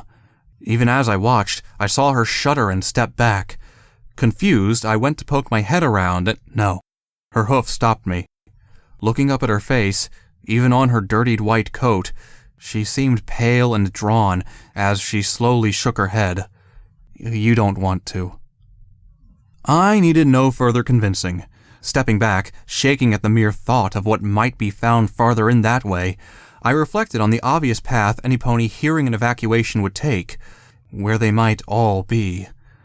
Passing backward, we trotted up the stairs, passing the machine once again. It had completed its excruciatingly slow turn and had been winding forward to meet us again. "Tickets, please." Surprising even myself, I scouted ahead to each corner as we ascended floor after floor. There was little to see that any pony who had lived in the wastes hadn't encountered, but it was always a constant fight to keep my imagination in check. Listening for griffins was my only real distraction as I passed blocked doorways that no doubt held my greatest fears and worst images. We trotted through an old passenger VIP lounge, the plush couches and chairs ruined and charred into blackened piles. A huge panoramic window ran from the floor to the ceiling, over 15 feet wide, and curved around the corner of the building. Its astonishing view overlooked Philadelphia, blown in the side facing the crater and outward on the other side. Lowering myself to the ground, I led Glimmer around the drinks bar, avoiding shards of glass before we settled behind the cabinets to remain hidden. I saw our freedom. Out ahead of us, stretching as far as I could see, the wastes, dull and barren, broken by wrecked highways and curious towers. It was at once a grand vista of wonder and scale, and a sight telling the shattering tragedy of a lost world. Philadelphia lay wrecked below us, while the highways, wagon trails, and outer bodies of buildings formed the skeletal structure of the greater plains beyond. 1,000 places one could visit, each no doubt with its own story, an endless source of discovery. Very quickly, I began to realize just how small I really was. "Every pair of wings," I muttered. "In the wasteland," Glimmerlight finished before winking at me. "Yeah, I've heard that one too. Good saying, but really every pony has their own little tale. We're just one more on top of dozens, maybe hundreds that are out there. The grand history of the wasteland goes on."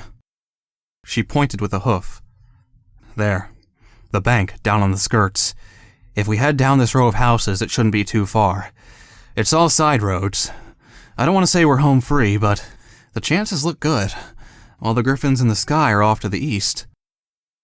We should have left then, but really, faced with this sight, facing the expanse we were about to head to, who could simply move without a moment to think? I gulped, looking at the world now, and remembered the art in the stable. "Glimmer, do you think this will ever, be good again?" "The city?" "No, Equestria. We never got to see it for real. Do you think we can save it? Ponies, I mean." Glimmerlight watched the shifting clouds that blocked the sun for a few seconds, before hooking a leg around me and pulling me in. "I honestly don't know, Murky. I think every pony out there has taken at least one moment to look to the skies and just ask, why us? Why in our time? What I would give to live in a world where we were truly safe again, Murky. But the truth is, history always goes on. Maybe ponies descended from us will finally see the light of day." Out there, I saw little rays of brighter sunlight breaking through the muddy sky, casting small portions of the wasteland into brighter relief. Glimmer pointed at it, making sure I saw it, and smiling broadly at the accidental timing. We saw a little shred of beauty out there, one that expanded and let others through as a thinner portion of cloud passed over, lighting the colors of homes, bush, and field briefly. It wasn't much, but even that dash of color, that one little effort, made me feel closer to what this land once was, and maybe someday could be. Glimmerlight watched it before looking down at me. "There's still good to be had in Equestria. The good fight to trust and love in one another. We've been given a bad draw from the hand of fate, I know. But if there's one thing ponies have learned over the years, Murky, it's that there's one thing that always stays the same, no matter what hardships come to pass. One thing that never changes." Gazing into the distant and faded plains, and watching those bright spots shift and move with the clouds, I couldn't even turn to speak directly to her. "What's that?" She squeezed me close, talking with a bright, hopeful smile. "Friendship. And someday, I know, it'll be friendship that sees us through all this in the end. All it takes is us all to do what we each can." Hearing the way she said that, I felt very warm inside. "I think I'd like to believe that too." Leaning my head on her shoulder, I felt her ruffle my mane as we rested with that view, watching every little ray of sunlight as they danced across the across Equestria.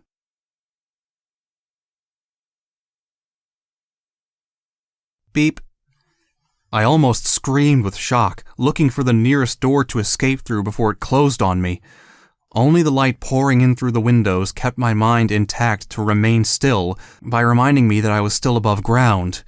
I should have known. Coming upstairs like this would set off the Pip-Buck's height detection mechanism. I could do fancy terms, too. Beep. Huh. Seems that thing's elevation and geographical positioning sensor is going off again. Oh, come on! Couldn't I be the fanciest speaker for once? Glimmer smiled, stopping us by the doorway leading back downstairs. Better to let Sundial say his piece when we were still relatively safe. Beep. Click. Hey, this is Sundial. And this is Skydancer. My eyebrows shot up. A young mare's voice breaking through the speakers was not what I'd come to expect. Wasn't this just meant to be me and Sundial's thing? All the same, she sounded nice, light-spoken and joyful. Yeah, Skydancer's staying over tonight, and, well, you just wouldn't let me be to do this on my own, would you? Not a chance. Have you told that thing about us, then? About what? That we're a thing, silly. What kind of buck doesn't tell his diary that he got a mare friend a few days ago? Oh, I did. On the last one, honest. Sure. I did. I'll replay it afterwards and prove it to you. Fine, I'll believe you this time. Well, you go chat to your Pippy thingy. I'll be back once I've changed. Thanks. There was a brief pause. I felt a little warm in the face. Their interactions and simple fun was heartwarming to hear after such a series of harsh events and darker memories of the stable. Well, what can I say that she doesn't portray herself? I still can't believe my luck. Who would have thought that one little chance meeting would lead to this after just a few weeks? My pops says to be careful, not to get too ahead of myself, but he was always a bit of a cranky old stallion. Skydancer is amazing. Honestly, it almost makes it bearable, all the problems these days, knowing she's there to meet up with every few days when her job brings her back to Philadelphia. 'Cause honestly, things are getting a bit darker. We had a drill the other day to get to the stable in time. Every pony thought it was the real thing. 3 ponies, well, the crowds were running mad and they'll get better, but... I understood panic and terror better than many ponies. My heart went out to how they must have felt then. That aside, they've gotten us in some pretty secret stuff down at the Wartime Ministry. Some new armor we're designing in tandem with the Arcane lot. The only reason I tell you here is... well, not like this thing comes off very often, but it's amazing technology. Really incredible to work with. It worries me, though. Escalation keeps happening. There are reports that zebras are using dragons now. How long before some pony sets the bigger things in motion? Another silence. I could hear him shuffling about, and a door clicking shut. I can't let her hear this, but I'm setting aside most of my income to try and get her a ticket into the stable, too. Just in case, you know? But at this rate, it'll take me a year. If the prices don't go up again. Since my dad got one for me, they've doubled. I need more income. I don't know how, but I know I want to manage. For her. If anything, so I feel safe with her. That drill took me away from her. I can't have that happen for real. How would it feel to have to leave some pony behind? To escape into safety and know they're still out there? I've started looking out what I can sell, and even enlisted in the Philadelphia Night Watch, but it's still not enough to catch up now. I'm just a normal buck. How can I get funds to... He stopped. I heard trotting in the background. Still talking? Yeah, sorry. I tend to ramble in this thing. Well, don't take too long. If I wanted to hear you talking about yourself, I'd listen to you in bed. Glimmer exploded in laughter, covering her mouth with her hooves, falling backwards. I held the pit-buck with an open mouth, my cheeks red. Oh, I'm joking, you silly thing. Come here. There was a soft sound, like a quick, short suck. Was that a kiss? Then there was another. And, well, another. Sky, I need to turn off the... He got cut off after a short giggle.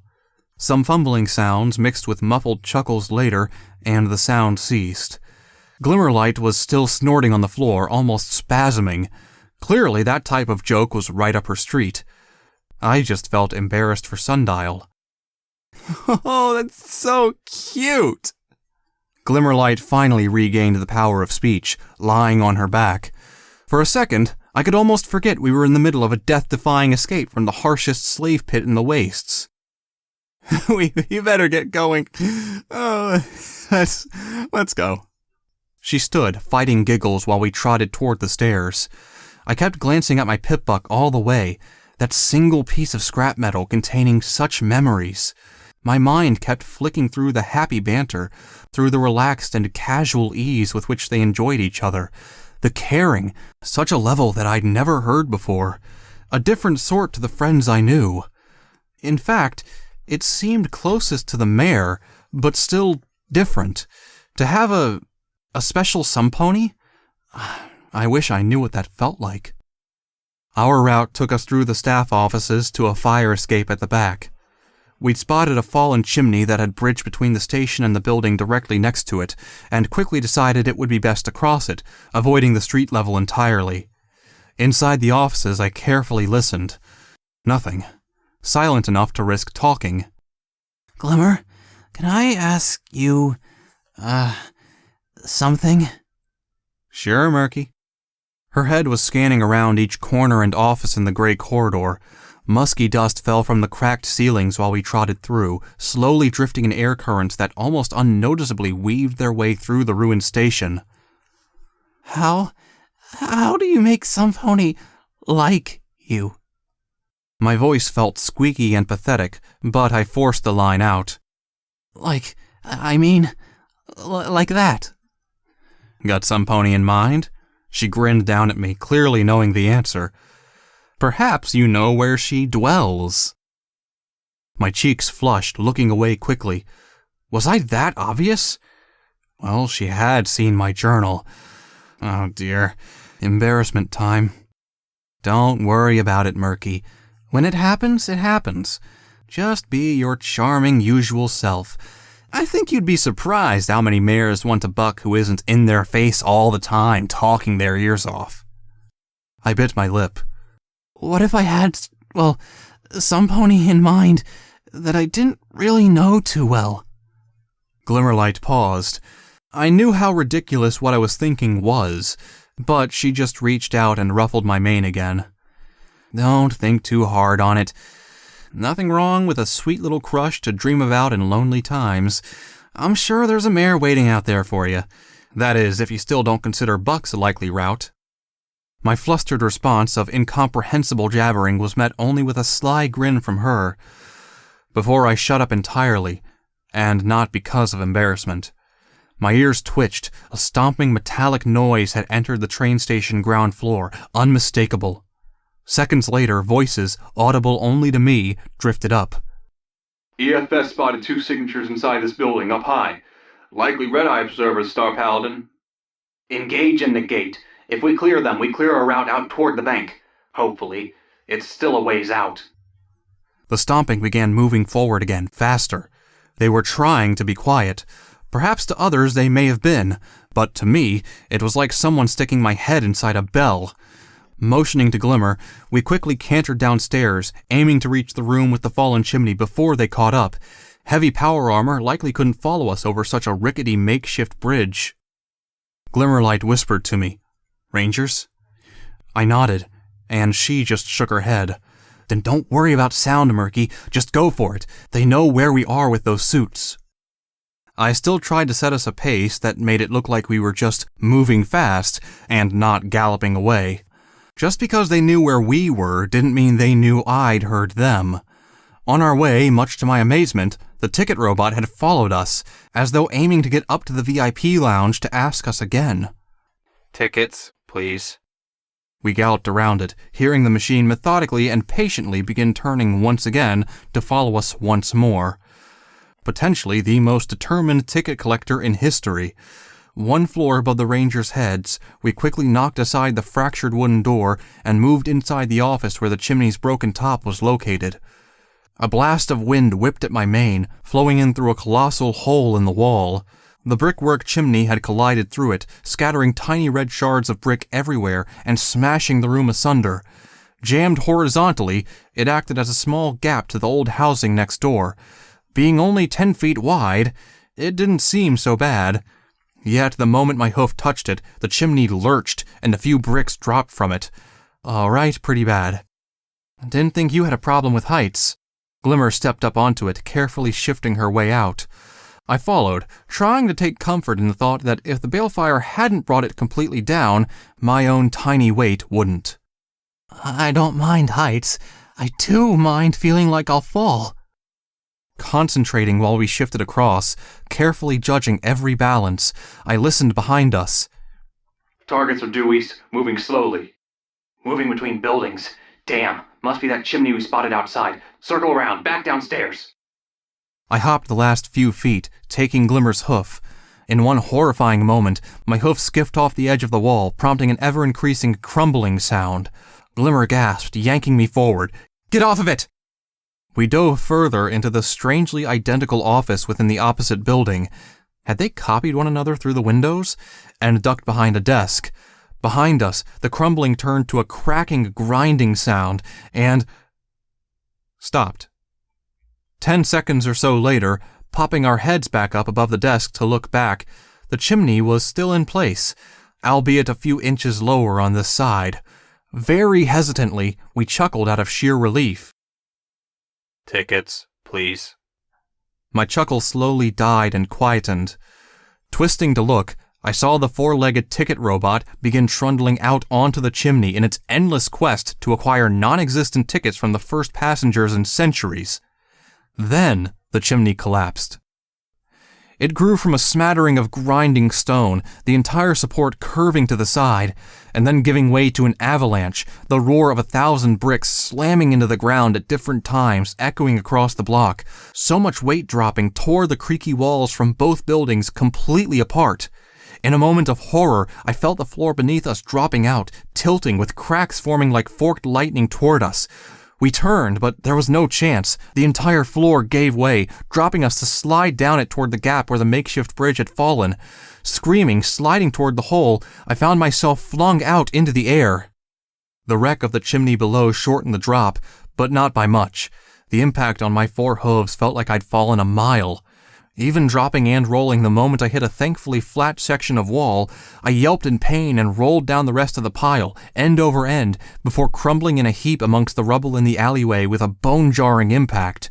Bricks rained down around me, pinging and sending small fragments everywhere like shrapnel. Glimmerlight had somehow kept her hooves beneath her, landing and rolling in a more controlled manner, before being pitched to the side by a brick striking her on the back like a hammer. I heard her yell out. The dust cloud kicked up, blew out of both sides of the train station's back alley. Murky, you there? Tickets, please. Not you, Murky!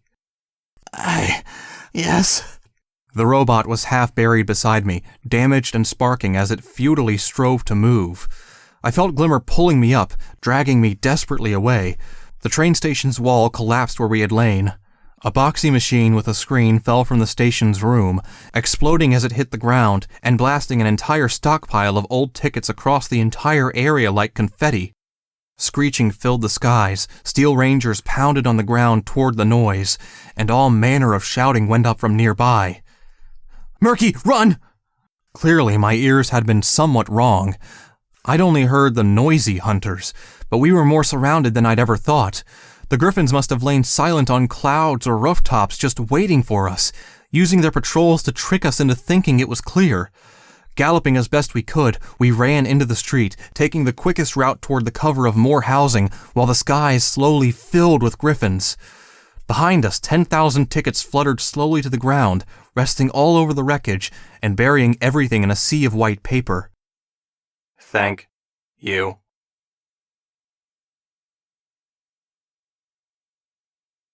A high-velocity round whipped past us, tearing a 6-inch hole in the home's wooden pillars.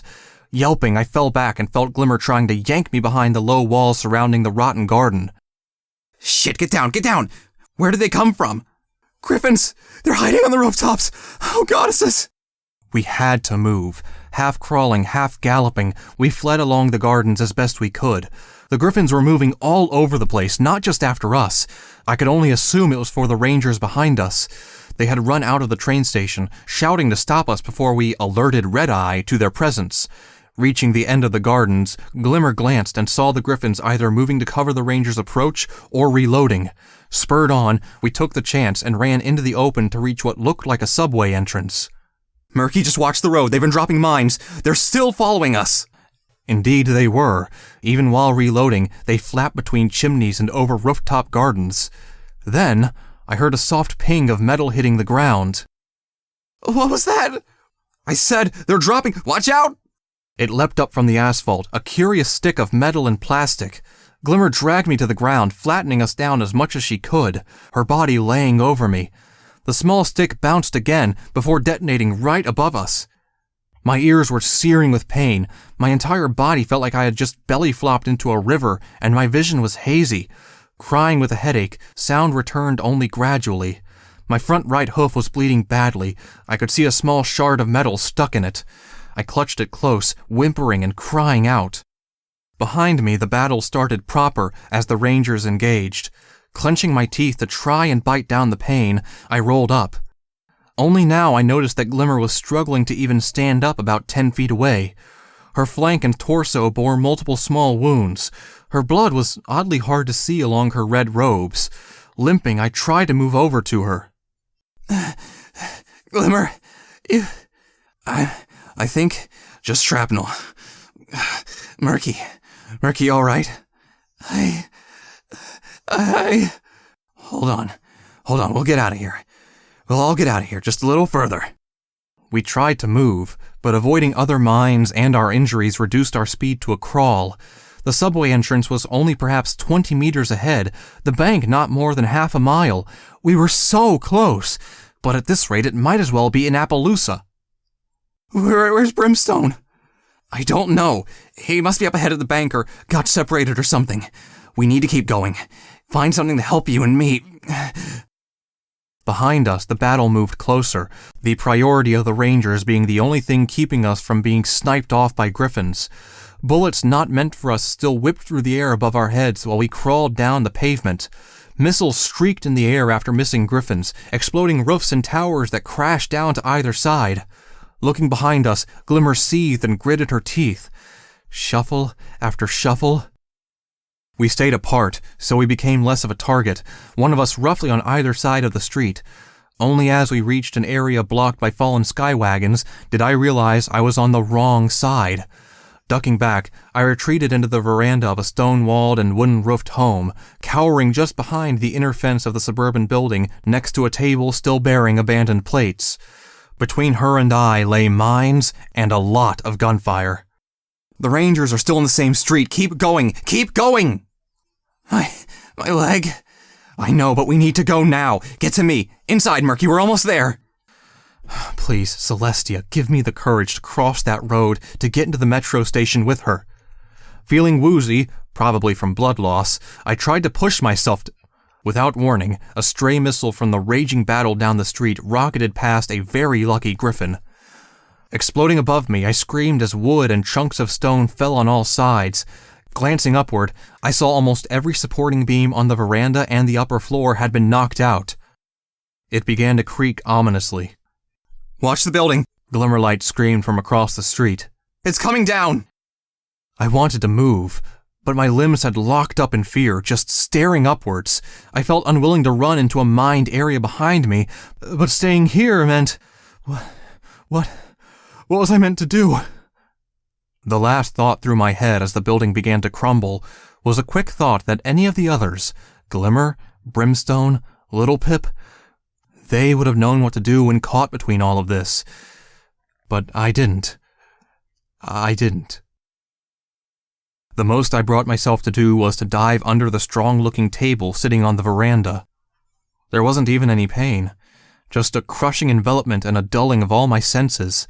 The table bent out before dropping down on one side and banging my forehead from above. And with that, I felt my consciousness mercifully give out amongst the crashing tide of wood falling atop me. What must have been only seconds later, I groggily opened my eyes again, feeling like I'd been woken far too soon.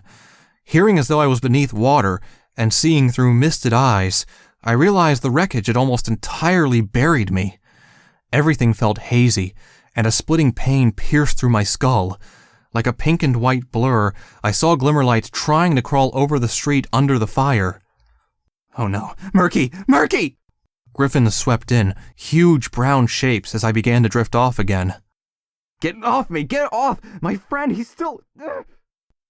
Finally, the darkness won out. The pain in my skull flared and built, leaving me alone. Covered by rubble, just my head and one hoof sticking out from under the wood. I had been lucky. If it had been anything heavier than the table sheltering me that had struck my head, well, that would have been it. Sitting back from that frankly haunting image of my own crushed body, I simply tried to prevent myself from breathing too quickly again. Sunny glanced from behind me on the sofa, where she had watched me draw the numerous pictures and listened to my scattered thoughts and memories. Over the course of the exercise, I had slowly began to feel a little less nervous about Cayenne sitting softly against me. The canine didn't seem to be dangerous, even if I did still shiver each time she moved. Wiping my eyes, I felt her dig into me and curl up around my back hooves. She's glad you're up. Really, Cayenne's the one who saved your life. You may not like dogs, but I can tell you, she don't do that for just any pony. Most folks are too filled with harsh thoughts and anger. Dogs can sense that. Whereas I'm just a weak, sick, and hated Pegasus, I muttered quietly. Sunny tutted. All right, can that rubbish. Not every pony hates Pegasi. Sure, the vast majority of slaves might after Red Eye used them for a scapegoat to keep common ground in there, but look at how many ponies don't judge you for it that you've met. Besides, if a dog thinks you're great, don't ask for a second opinion. Now come on. Huh? I twisted, seeing Sunny get up and grab her rifle. Donning her hat, she shook herself out after being hunched up so long. Well, we gotta get you ready to go find that gal, don't we? Can't have you wandering back around Philly's outskirts, raider friend or no, without you being able to shoot back. They're still out searching, so they've likely got her in a wagon or something still. That stallion leading them hasn't let any pony go back to Philly yet, so your friend must still be out there. We'll go get, what was it, Brimstone? We'll get him, then the four of us will go hunting. I'm tired of sitting around on the sidelines if there's ponies out there. Cayenne was with her master immediately, bounding around her hooves rapidly, impatiently even. Rather to my own surprise, I felt a little hope begin to filter in. The escape was still on. We could still all get out. Gathering my things into my saddlebag, I adjusted my fleece and began limping after her. Pip-Buck and goggles went in the saddlebag, my hoof and forehead still being far too painful right now to wear them. We headed towards the door, and Doc Minstrel arrived home. The moment we had left to go to the door, I heard it open. So much for that moment of dramatic striding onward. I hadn't even got to see the door itself. Sonny? Just heading out to get our new friend taught, Doc. Minstrel wandered into the room, looking at me standing ready. We're not going out, Sonny. Put your rifle down and lock Cayenne in the kitchen. Her face just seemed puzzled, but Minstrel's voice was quieter, slightly pleading with her to just do as he said. Doc? Now, Sonny. Just head into the kitchen. I've already made arrangements. We're going home soon, back to the others we know. Doc, what are you talking about? Sonny looked about ready to burst of indignation. Cayenne stood by her side, eyes fixed, before barking suddenly toward the corridor as I heard multiple heavy treads enter. What the good doctor means. My forehead seared in pain, making me squeal suddenly until the throbbing subsided, pleading internally. No, please no. Don't let me open my eyes and this be true. No, no, no, no, no, no. He was here. Impossible as it seemed. He was standing right before me. Two slavers flanked him with weapons drawn. Is that he understands when property should be returned to its rightful master. Striding into the room, his filthy hooves from hours of trekking around Philadelphia left a trail behind them, and his rotten teeth showed through his grin when he saw me backing into a corner. A stubby shotgun hung by his side, his hard leather whip at the other. Segmented plate armor creaked as he rounded past the sofa. Sonny hopped to the side, between me and him, rifle drawn. Immediately, the master's 2 attendants pulled their own pistols and aimed for her. Cayenne pawed at the floor, growling incessantly at the master, baring her teeth. He just cackled, reaching a hoof to pet her and pulling it with a laugh when she snapped at it. "Doc, what is this? What have you done?" Minstrel stood at the back near the corridor with sad eyes. "I've always said it. I need to get back to my love. I even told him I'd sell anything to finally achieve that. Well, Pegasi are a valued asset to Red Eye. I sought him out and made a deal. 700 caps he's willing to pay, along with a guarantee of safe passage out of Red Eye's territory." Sunny growled, hunching down as she bit back at him. "You healed him! Saved his life! How could you betray every dream of his like this? You always took care of ponies!" "He's not worth anything dead.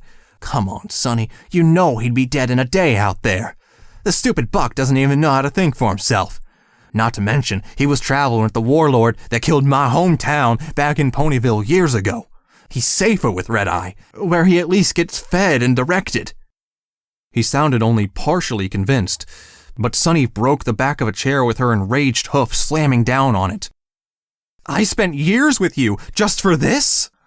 The master stared into the barrel of her gun without fear, just grinning at their exchange. Yet his eyes never left mine.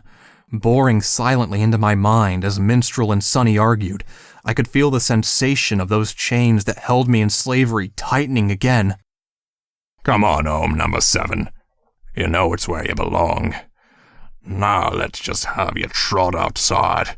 We'll even give you a lift in the wagon. Won't that be nice?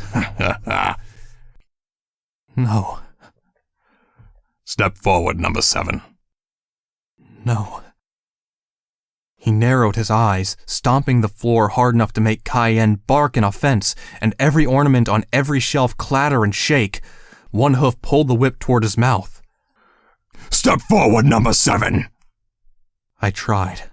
I honestly tried to force my mind so far in I might wake up from some nightmare or forget everything again.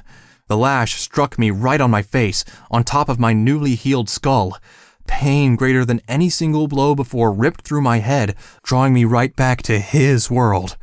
Collapsing on the floor before him, staggering forward on instinct, I whimpered and lowered my head. A huge hoof of his flipped me over, letting him glare directly down at me. Spittle from his foaming rage dripped and landed around my neck, but the furious expression calmed, laughing instead. I saw his cronies back Sunny into the corner. You and I, number 7, we're meant to be together. Here's more proof than ever. The cracked and filthy hoof traced the scar. I could see his almost identical one running from left ear to above his left eye. Leaning down, he brought his face close enough that I could feel his very breath upon me. But don't think for 1 second you're not going to be punished for this, you despicable little worm. Trying to escape me. You won't ever get away, little runt. You're mine. No matter how far you scamper, the chains will always pull you back. I'd hunt you to the ends of the world if I had to. Please, I'm... I didn't say you could speak, slave! The hoof rose, aiming to slam down upon my chest. I curled up and screamed, yet instead, a dark brown blur hurled itself at his neck, growling and biting deeply. Roaring in anger, the master backed off, shaking and tossing Cayenne as she sunk her teeth hard into his front leg. Distracted, his slavers found their guns knocked aside. Sunny's small rifle made a disproportionately loud bang, sending one slaver reeling and screaming, holding his bleeding neck. Bucking the other aside, Sunny grabbed me, pulling me to my hooves. "Get downstairs, Murky, go!" Shoving me, I staggered and almost fell as the master slammed into me. His bulk knocked me clean across the room into the kitchen, while he fought with the grimly thrashing dog that had locked onto him. Cayenne was rotating her bite, trying to find purchase under his armor, staying away from his hooves. Turning, I saw a fallen kitchen knife and grabbed it in my mouth. He was distracted. I couldn't. He was my master. You didn't attack your master.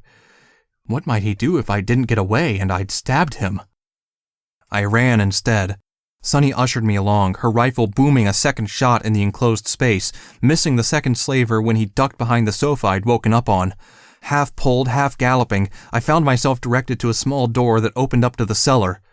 Get down, they'll have some pony at the door, I'd bet. Cayenne, heel girl! Taking aim with her rifle, she made sure the other slaver kept his head down. I could see Minstrel lying on the floor, looking shocked and bewildered beyond words. Glancing across, he tried to mouth something, but just looked away. Cayenne ripped once more, sending a spurt of blood across the table and making the master bellow in pain. His hooves lashed out, slapping the dog away from him. Falling on her side, Cayenne furiously thrashed her legs to get up. One of Sunny's shots smacked into the master's side. I saw the round ricochet off one of the heavy metal plates. He didn't even look staggered, instead snarling and drawing the small shotgun. Back! Sunny pushed us back into the cellar staircase as the deafening, brutal boom sent a dozen pieces of buckshot tearing into the wrinkled wallpaper beside the door, blowing it back open again. You can't run, slave! You can't escape me! Sunny fired a blind around the corner before swearing and trying to dig out more ammunition. I realized her saddlebag was still in the sitting room. Cayenne, heel! I heard the dog launch herself at the master again, attacking in a frenzy. I couldn't see into the room from the stairway, but I heard snapping and a skittering of paws. Pathetic animal, down! I didn't see the shotgun's blast, but I just heard it roar, punctuated by the one short, sharp whine that died out as a small weight hit the ground. Freezing solid, I glanced back upward. Sunny's eyes were wet before a blinding rage overtook her. Screaming in incoherent fury, she slammed the door shut and slid a heavy metal bar across it. I am going to kill him, Murk. The master was still stomping around before the door bent inward with a dull thud. Go, downstairs. He isn't getting you. He isn't. We galloped, finding a small living area with a single bed and a dog basket. Presumably this was Sunny's own space. It was Spartan but cozy below ground, occupied by old books, magazines, and maps, with a cleaning kit spread on the desk. An old spark lantern swung on each brutal impact from behind us on the door. You hear me, number 7? His harsh blow on the door sounded like it snapped a piece of wood on the frame. Dust fell from the roof in trickles, shaken loose by the savage impacts. You belong to me! Every time I heard that, my body wanted to rush to obey. Without Sunny, I might have simply stood waiting. She swept possessions into her saddlebag, slung a water skin around her from where it lay on the post of her bed, before opening a drawer and grabbing more ammunition. Already I could see a storm door that opened upwards into the backyard of the house. I keep that thing covered on the outside. They shouldn't have it guarded. There's a zip line on the nearest tall building to the south I use to move into the suburbs near the bank quicker. Should support both of us. We're getting out. Now or later, I don't care, but he will die. Testing the door, I found it easy to open, before resting against it to wait for Sunny to grab her things. My heart was beating and my head throbbed on every crunch of the door upstairs. I'm sorry.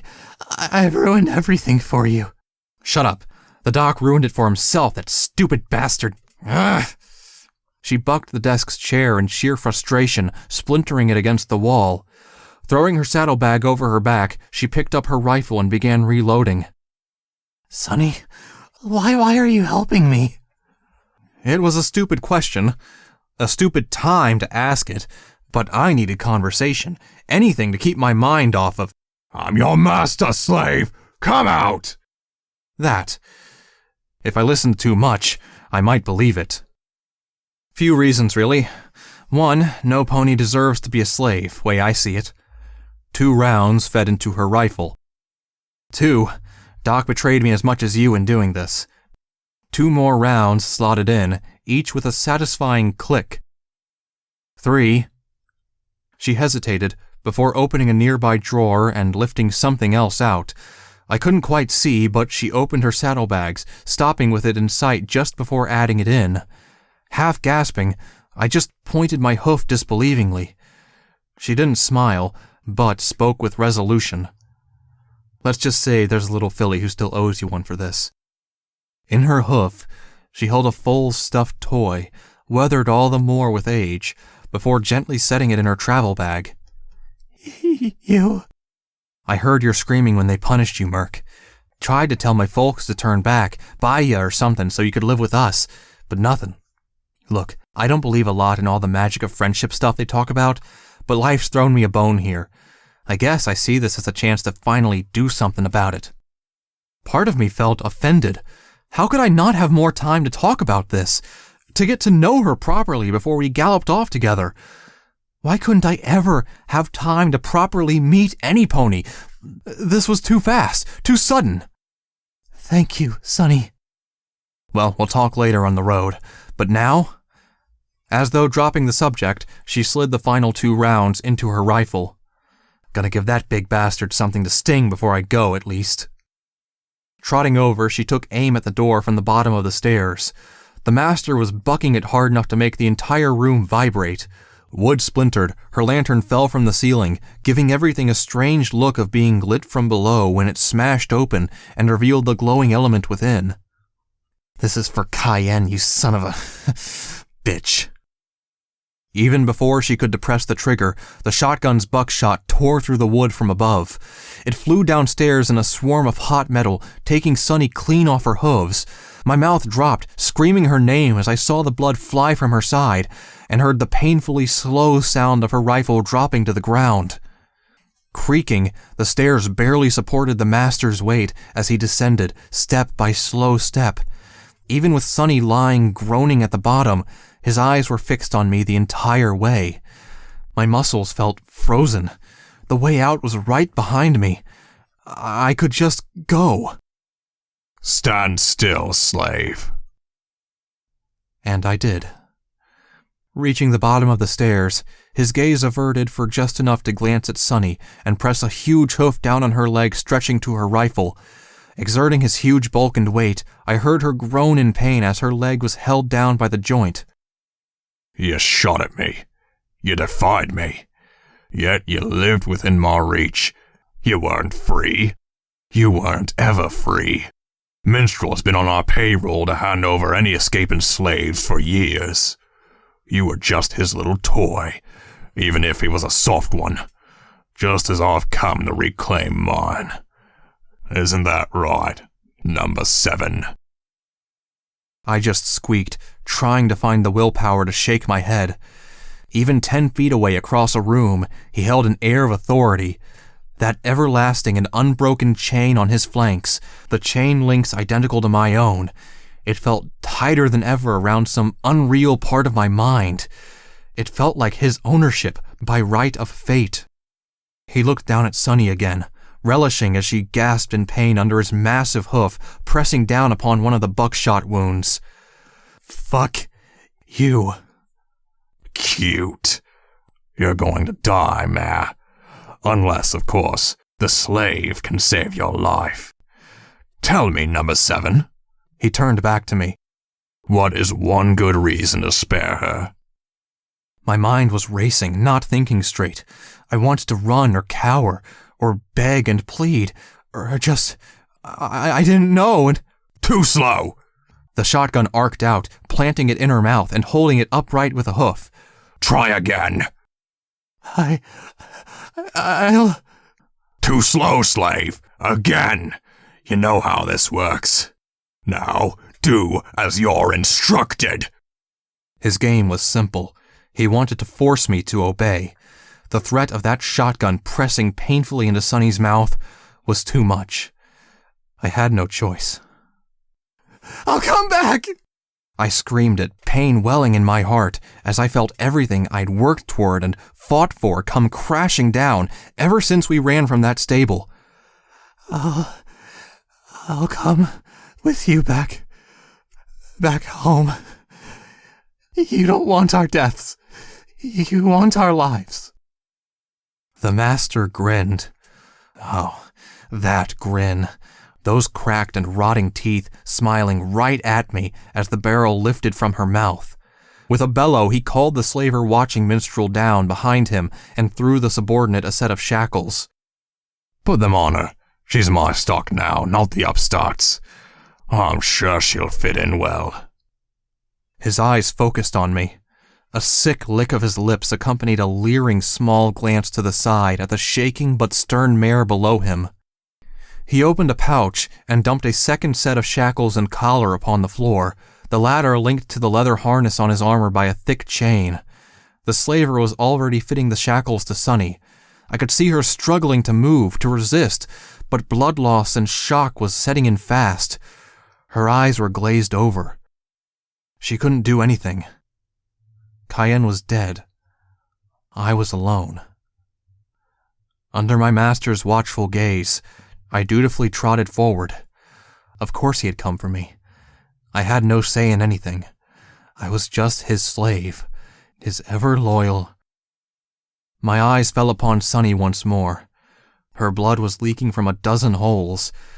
I didn't think it anything fatal, but it was utterly crippling from pain and injury. It was just like the master to use such a weapon. She had tried to help me, to save me, yet I couldn't help her now, as she was dragged toward the stairs to be the master's slave, condemned from her free life into a world of poisoned air, scorching industry, and back-breaking abuse. I was no hero to stop them. I couldn't rescue her. I was just one little pony. Rules of Philadelphia, number 7. You bring in a slave or recover an escaped one, you keep 'em for your stock. The upstart got you that way, but both of you are mine now. Put 'em on. Against all willpower, I trotted forward. Reaching for the shackles, I lifted the collar and held it ready to slip around my head. My master commanded. I had to obey.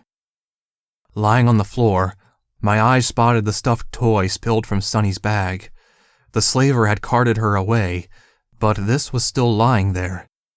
She wouldn't want me to give up. She'd risked herself just to stay true to her belief of freedom being the rightful virtue of all ponies. I felt my hooves begin to back off. Stay where you are. Now. I had to go now, before the terror clenched my heart. He had killed or enslaved those who tried to save me. What would he do to me? I felt so sorry for Sunny in my heart. As though she could hear my thoughts, I promised her that if I could find Brimstone, we would try to save both her and Glimmer before they got into that city. Stay still, slave! I heard him canter toward me, thumping across the floor and drawing the whip. No time to think, no time to grieve or worry or plan or falter. I just had to dare. Spinning, I galloped toward the door, hurling myself up and through it, even as I heard the master gallop after me.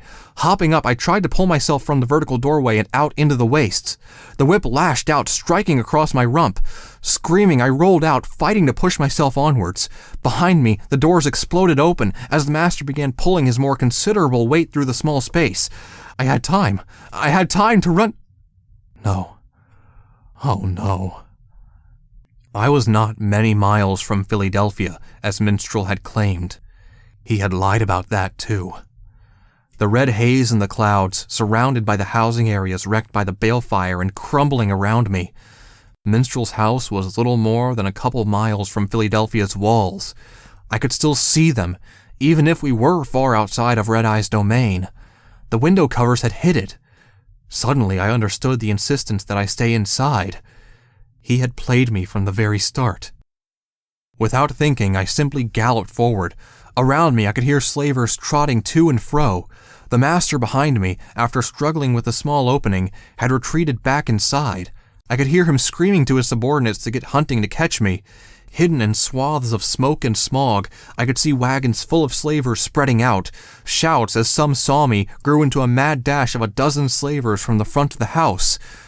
I was surrounded. No, wait, what had Sunny said? She had a zip line on the highest building that led to near the bank. That was where Brimstone was waiting. He could destroy these ponies, and then we'd get Glimmer and Sunny back. I glanced around, panicking, pacing from hoof to hoof on the spot, and whining as I looked for the tallest nearby building. Get him! That little slave's life is mine, you hear? He's south! Go! Storming out the front of the house, I saw the master turn and see me. A dozen slavers looked around or piled out behind him. Shrieking, I fled across Minstrel's Garden, winding around random junk before hopping onto and over an old bench to have enough height to jump the fence. Scampering, I headed into the thin lanes between the houses as I made for what looked like an old mill that towered above every other nearby building. That had to be it. No zipline was visible in the hazy air of Philadelphia, but there was no other choice. Behind me, slavers thrashing and ripping at the fences to tear them apart lit a panic in my heart. Others were pulling up in towed wagons a street over, or 2 streets. I couldn't think. Just run. There he is! Come on! Shackles will have our flanks if we don't get him! Stop there, you little runt! Shrieking, I saw more slavers, clad in ragged cloth, come galloping down a side alley. How many were there? Why did he want me so much? I kept going, hearing them skittering around the corner behind me. Kicking dustbins and trying to weave around obstacles, I dared not even look as I heard their hooves become irregular amidst a barrage of swearing whenever they tried to catch up. They weren't even armed with guns. They didn't need to be for me. Oh, Brimstone, please be waiting. Don't go wrong. Please don't go wrong. Ducking around a corner, I stopped just long enough to get my bearings. The mill was 100 meters away, down the street. I could see a tiny hole in the perimeter wall that I might be able to fit through, but slavers lined the roadside, searching houses and galloping to and fro. It would all come down to how fast I could gallop with a tiny head start. Steeling myself, I went for it. 1 second free, 2 seconds, 3, 4, 5. I could do this. I could do this if I just got a couple more without them. Right there! Go! Go! Grab that runt! No, I wasn't even halfway, and already I heard the dozens of hooves clattering behind me. They screamed and hollered, threatening me with unspoken consequences if I didn't stop. Fixing my view on the small hole, I concentrated only on that. The hole, freedom, escape. If I could get through that, I'd be home free in a big complex and cramped place I could sneak about, get to the roof, and fly. A zip line. I'd fly away. Spurred on, ignoring my front right hoof and my shoulder screaming in pain, I dove for the hole faster than I ever thought I could run. It was a tight fit. I got my head through, hind legs kicking hard as my front hooves popped through too. Scrambling, squeezing, and turning, I began to panic. Why couldn't I fit? He's stuck! Grab his legs! They galloped up. I felt hooves grasp my legs and pull. Wailing, I held myself through the hole with my front hooves, trying to push forward. I bucked madly, kicking, thrashing, and scraping. With a grinding pull, I felt my saddlebag scrape all of its decoration off, stripping the butterflies away. Pull! Squealing, I felt myself pulled back into the hole by my hind legs. Whips lashed them, hooves stomped and tugged. Again and again, stuck in the hole, I screamed and begged, desperately trying to avoid being yanked through into the rowdy gang of slavers just waiting to punish me. I wanted to go, to escape, to fly. Without wings. Gritting my teeth, my thoughts firmly on her waiting for me. She had shown me the virtue of freedom, the determination you had to have. I tugged my hind legs back in and bucked for all I was worth.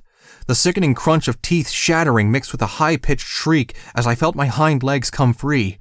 Pushing through, I felt my heart sink as I saw them covered in lash marks that bled and welted. Adrenaline was all I had. Adrenaline and faith. I ran into the mill. Around me, I heard the gates being thrown or broken open. This was a one-way ticket now. I either escaped or fell to them. I could already hear some inside the facility, but there was no way for them to know I was headed up there. Bucking in a back door, I made for the emergency stairs. They'd go to the top, right? Clattering on the stone steps, I climbed flight after flight. 3 floors. 5. My stamina began to flag. Below me, I heard some of them rush into the staircase. Whimpering, I forced my body to keep plodding through step after step, thoughts of freedom racing in my mind. If I could just get on that zip line, I'd feel it. I knew it. So even as my legs turned wobbly, even as my lungs were crying out to stop, I kept pushing.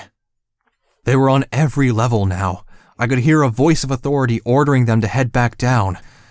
I didn't pay it attention to listen too closely. It was just good for me if they thought I was lower. Then, finally, the roof access door. It was unlocked. Oh, thank goddesses.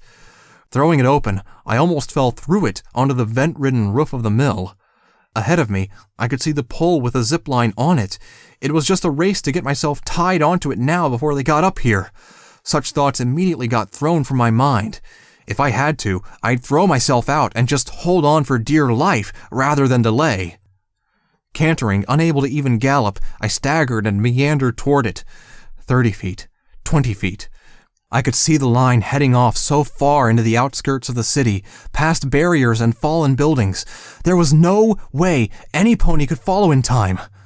Hooves clattering on stairs echoed up from somewhere closer. Push on, push on. A door flew open. My heart sunk as I saw it ahead of me, from the other end of the building. Wanting to scream in frustration, I was about to throw myself into a gallop until finally my teary eyes focused on the figure. "Stop right there, Merc!" With his glinting eyepiece, floating revolver held solid and true before him, and clad in his red and black battle barding, Protege galloped out onto the roof, blocking my path to the zip line. He skidded to a halt, catching his breath before shouting desperately, "You've got half the slavers in the southern quadrant after you, Merc. Come with me, I'll get you back safely." My breath was rasping and my lungs wheezing.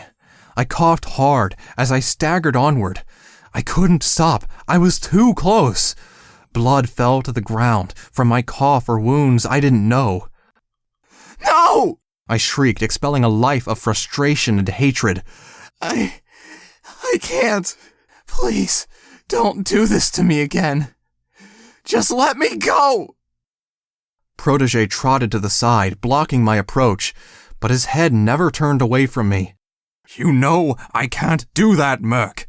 Master Red-Eye demands I want to be free." He matched every movement I made, the revolver pointed directly at me. "I can make you free, Merc.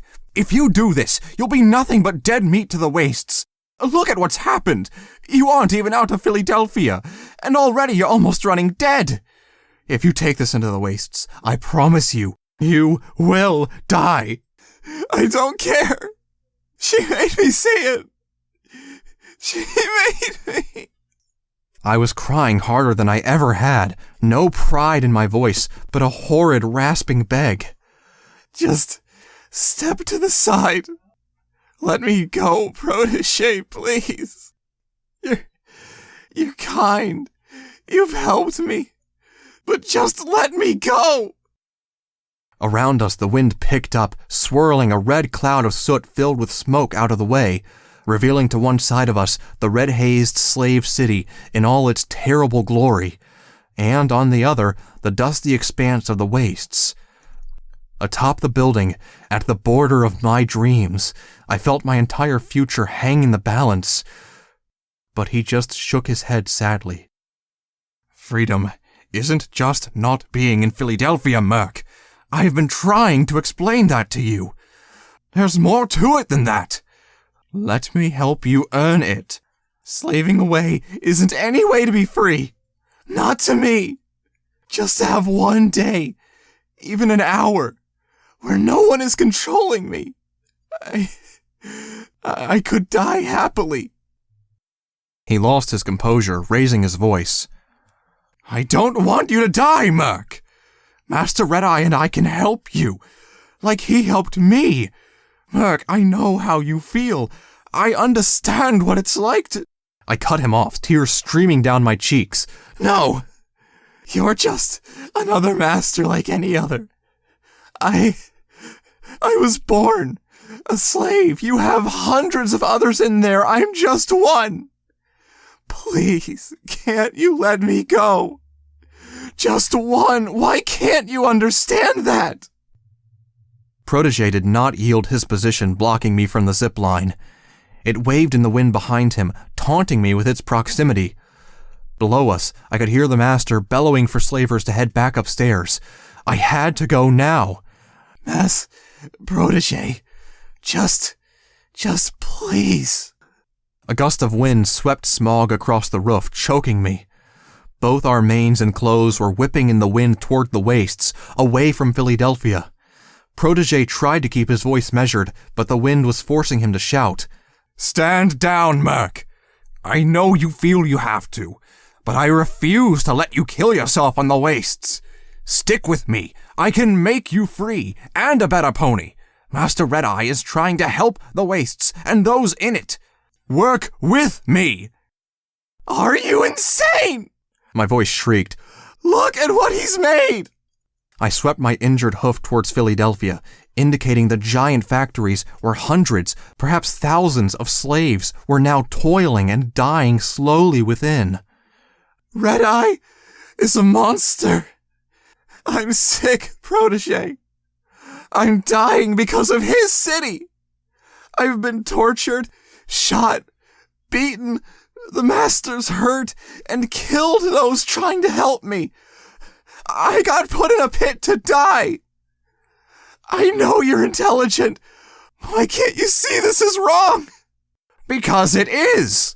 Do you think Master Red-Eye likes all this? No. But how else can the wastes be saved? You think Little Pip is going to shoot every monster there is? What about Brimstone? Would she shoot him? She is not your path in life, Murk. Shutting my eyes, I shook my head frantically. Stop it! She made me free. Open my eyes. She's everything to me. His voice broke into a desperate cry.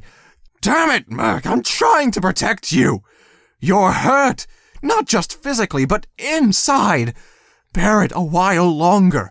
I will show you what freedom means. You're just lying. I can be free now. I'll manage. I have friends. You know I'm right, Murk. I plead of you. Stand down and come with me. I can still get you back inside safely, but we must move now.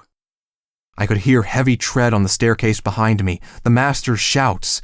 I turned to look back, knowing he and the slavers would be here any minute. Murk, please. Turning back, sniffing, I looked beyond Protege, seeing the land of possibility, all the freedom and dreams I'd wished for my entire life, even if I hadn't realized it. One daring rush away. I can't let you go, Murk! I cannot disobey Master Red-Eye. If you run, I will have to stop you. Don't make me do it. Don't make me, Murk, please! The world seemed to quiet down. Every flap of the fabric over the building or our clothing became lethargic and dulled. Only the shining sunset through the distant clouds seemed clear. You don't understand at all, Protege. Some pony like you never could. Finally, my tears dried, but he just shook his head. I do, Murk, I do. Don't force it. I can help you. Put the work in. I will make you a better pony by the end of it. You can help save Equestria, but more importantly, save yourself more than going with her ever will. Let me try. He was wrong. He had to be. A slaver could never feel what I felt. I began to gallop. Murk, stop! Don't force me! Let me be the pony who helps you, not the slaver who stops you! I cannot disobey him and let you go! I can't! Gritting my teeth, I gunned for the zipline, arcing to go around him. I could see his revolver wavering as he screamed again for me to stop. 10 feet, 7. Murk, don't! 5. Murk! 4. A single gunshot rung out across the rooftop. I felt nothing, just a rocking impact that stopped me dead in my tracks a few feet from Protege. He was sweating hard, looking as shocked as I felt behind the fading flare of his revolver. Slowly, hesitantly and shaking, I looked down and saw the trickle of blood from the hole in my chest. It grew, spreading and staining my fleece, dripping to the floor in thick clods. No pain, but a fast numbness. I looked back up to Protege and felt tears drip from my eyes. Please. The revolver clattered to the ground. I felt him move forward, catching me as I fell to the side. Once again, the darkness began to overtake me, creeping in at the side of my vision. Ahead of me, behind Protege, I could still see the wastes beckoning to me. The open world. Please. His hooves held me tightly against him, one pressed over my chest as he screamed over the edge for some pony to bring potions immediately. I could feel him shaking terribly. I'm sorry, Merc. I want you to be free. I felt my head limply fall into his hooves, unconsciousness finally claiming me. But it can't be today. I'm so sorry.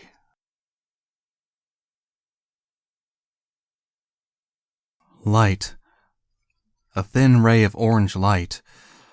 Pain, wounds barely healing. My mouth tasted of the potions. How many had...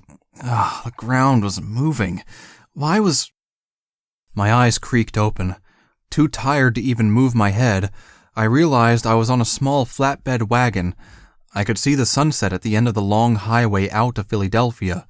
My chest moved so little that I could barely believe I was breathing. Yet even so, I stretched a hoof out. I had to crawl, to get to the sunset, see where it escaped to so easily, every night. Stay still, Murk. You'll be all right, I promise. Protégé's voice sounded from beside me, strained and weak, a far cry from his usual self. I could hear other ponies around me trotting quietly. Homeward bound, little number 7. Be silent, Shackles. I'm not in the mood. Straining my head, I turned and felt my heart clench ever tighter. The gates of Philadelphia were open and waiting as I was carted up to them. The pits, the sound, smells, and heat. No, not again. I'd been outside. Turning back to the sunset, I felt a strained whimper arise from my throat, trying to claw my way back. I could still make it. The wagon stopped. I groaned as I felt some pony touch me, checking me. Magic flared, a raspy, ghoulish, deep voice speaking. Pretty fucking good aim if you wanted to keep the poor bastard alive, kid. Dr. Weathervane. Yet for all the compliment, I could hear the distaste in his voice. Protégé did not rise to it, speaking quietly. Will he survive? Shit. Not without a lot of rest, but yeah, he will. Behind me, ponies finished coming back into Philadelphia. I saw the master stomp in, eyes locked on me, looking ferociously annoyed when he saw Protégé standing almost like a guard beside me. Finally, I saw one little figure standing in the doorway. I believe that will be 700 caps, then. Protégé turned, glancing back at Minstrel. Slowly, he trotted toward him. You were the one who healed him? Yes, not to mention the one who watched your ruffians take my assistant. Protégé's head tilted down, eyeing Minstrel very carefully. His voice turned stern and cold, a tone I had never heard from him before. He didn't need to shout. You did this to Sunny Days, Dr. Minstrel. You abused her trust to land her here, and to have her dog shot down. You did. You and your selfish mentality. Then I guess that's where we differ. I'll take my caps and go if it's all the same to you. I've lost enough. Protégé hesitated for a second, before reaching toward his side and igniting his magic. He did not throw caps. He drew his revolver. There are few things that drive me to anger, Doctor. Minstrel was already backing up, looking around for help which was never going to come. But I hold myself to a certain set of values. Highest among them is that of loyalty. That if you aim to help ponies, you do. Not fix them up, only to dissuade them and lead them astray with their trust in you have corrupted the idea of loyalty at the very highest.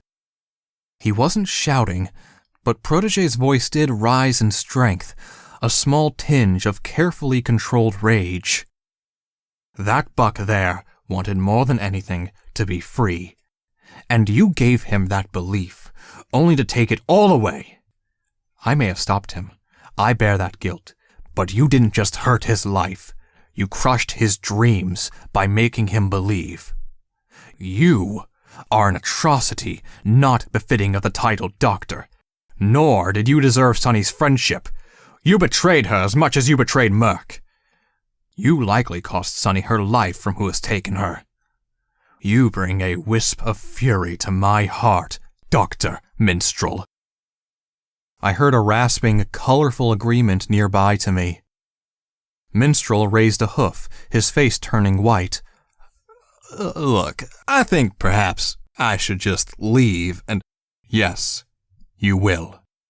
The single shot echoed off the giant gates, and one of the soft, slowly fading shapes in my vision slowly pitched over.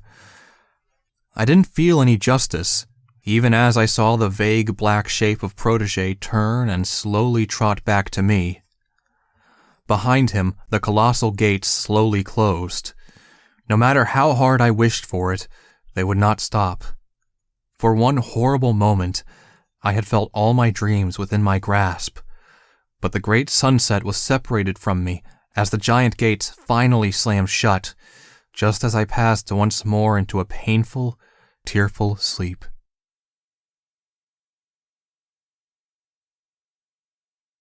Hello, Wastelanders. This is your true, unknown, if actually blue, and spellbindingly true of his word, DJ. Well, folks, it seems that amidst all the chaos around Philadelphia we reported yesterday, there is actually a little ray of hope. It seems that one slave actually got out, actually escaped. The word got passed down the line by a merchant who met one on the highway out of Philadelphia. Apparently, the slave took on a hellhound attacking his caravan, was filled with all sorts of murderous rage, and tore the thing apart with his bare hooves. Unfortunately, though, turns out said slave is one mean raider. I'm afraid so, my little ponies. The big nasty warlord is back on the maps. Red-Eye did us all a service taking him in 5 years ago, but I'm afraid that big guy is out once again. Already I'm hearing of a bounty going out before he can get a band together. Only weird thing is, though, the merchant said, after riding away very fast, that warlord Brimstone wasn't interested in him. Just kept hammering on the hellhound corpse before, and I choose the wording carefully, screaming in anger. Not a war cry, apparently. Well, I don't know what to make of it, but just to be on the safe side, keep an eye out, ponies. Although the merchant did say one curious thing, that Brimstone started heading back to Philadelphia.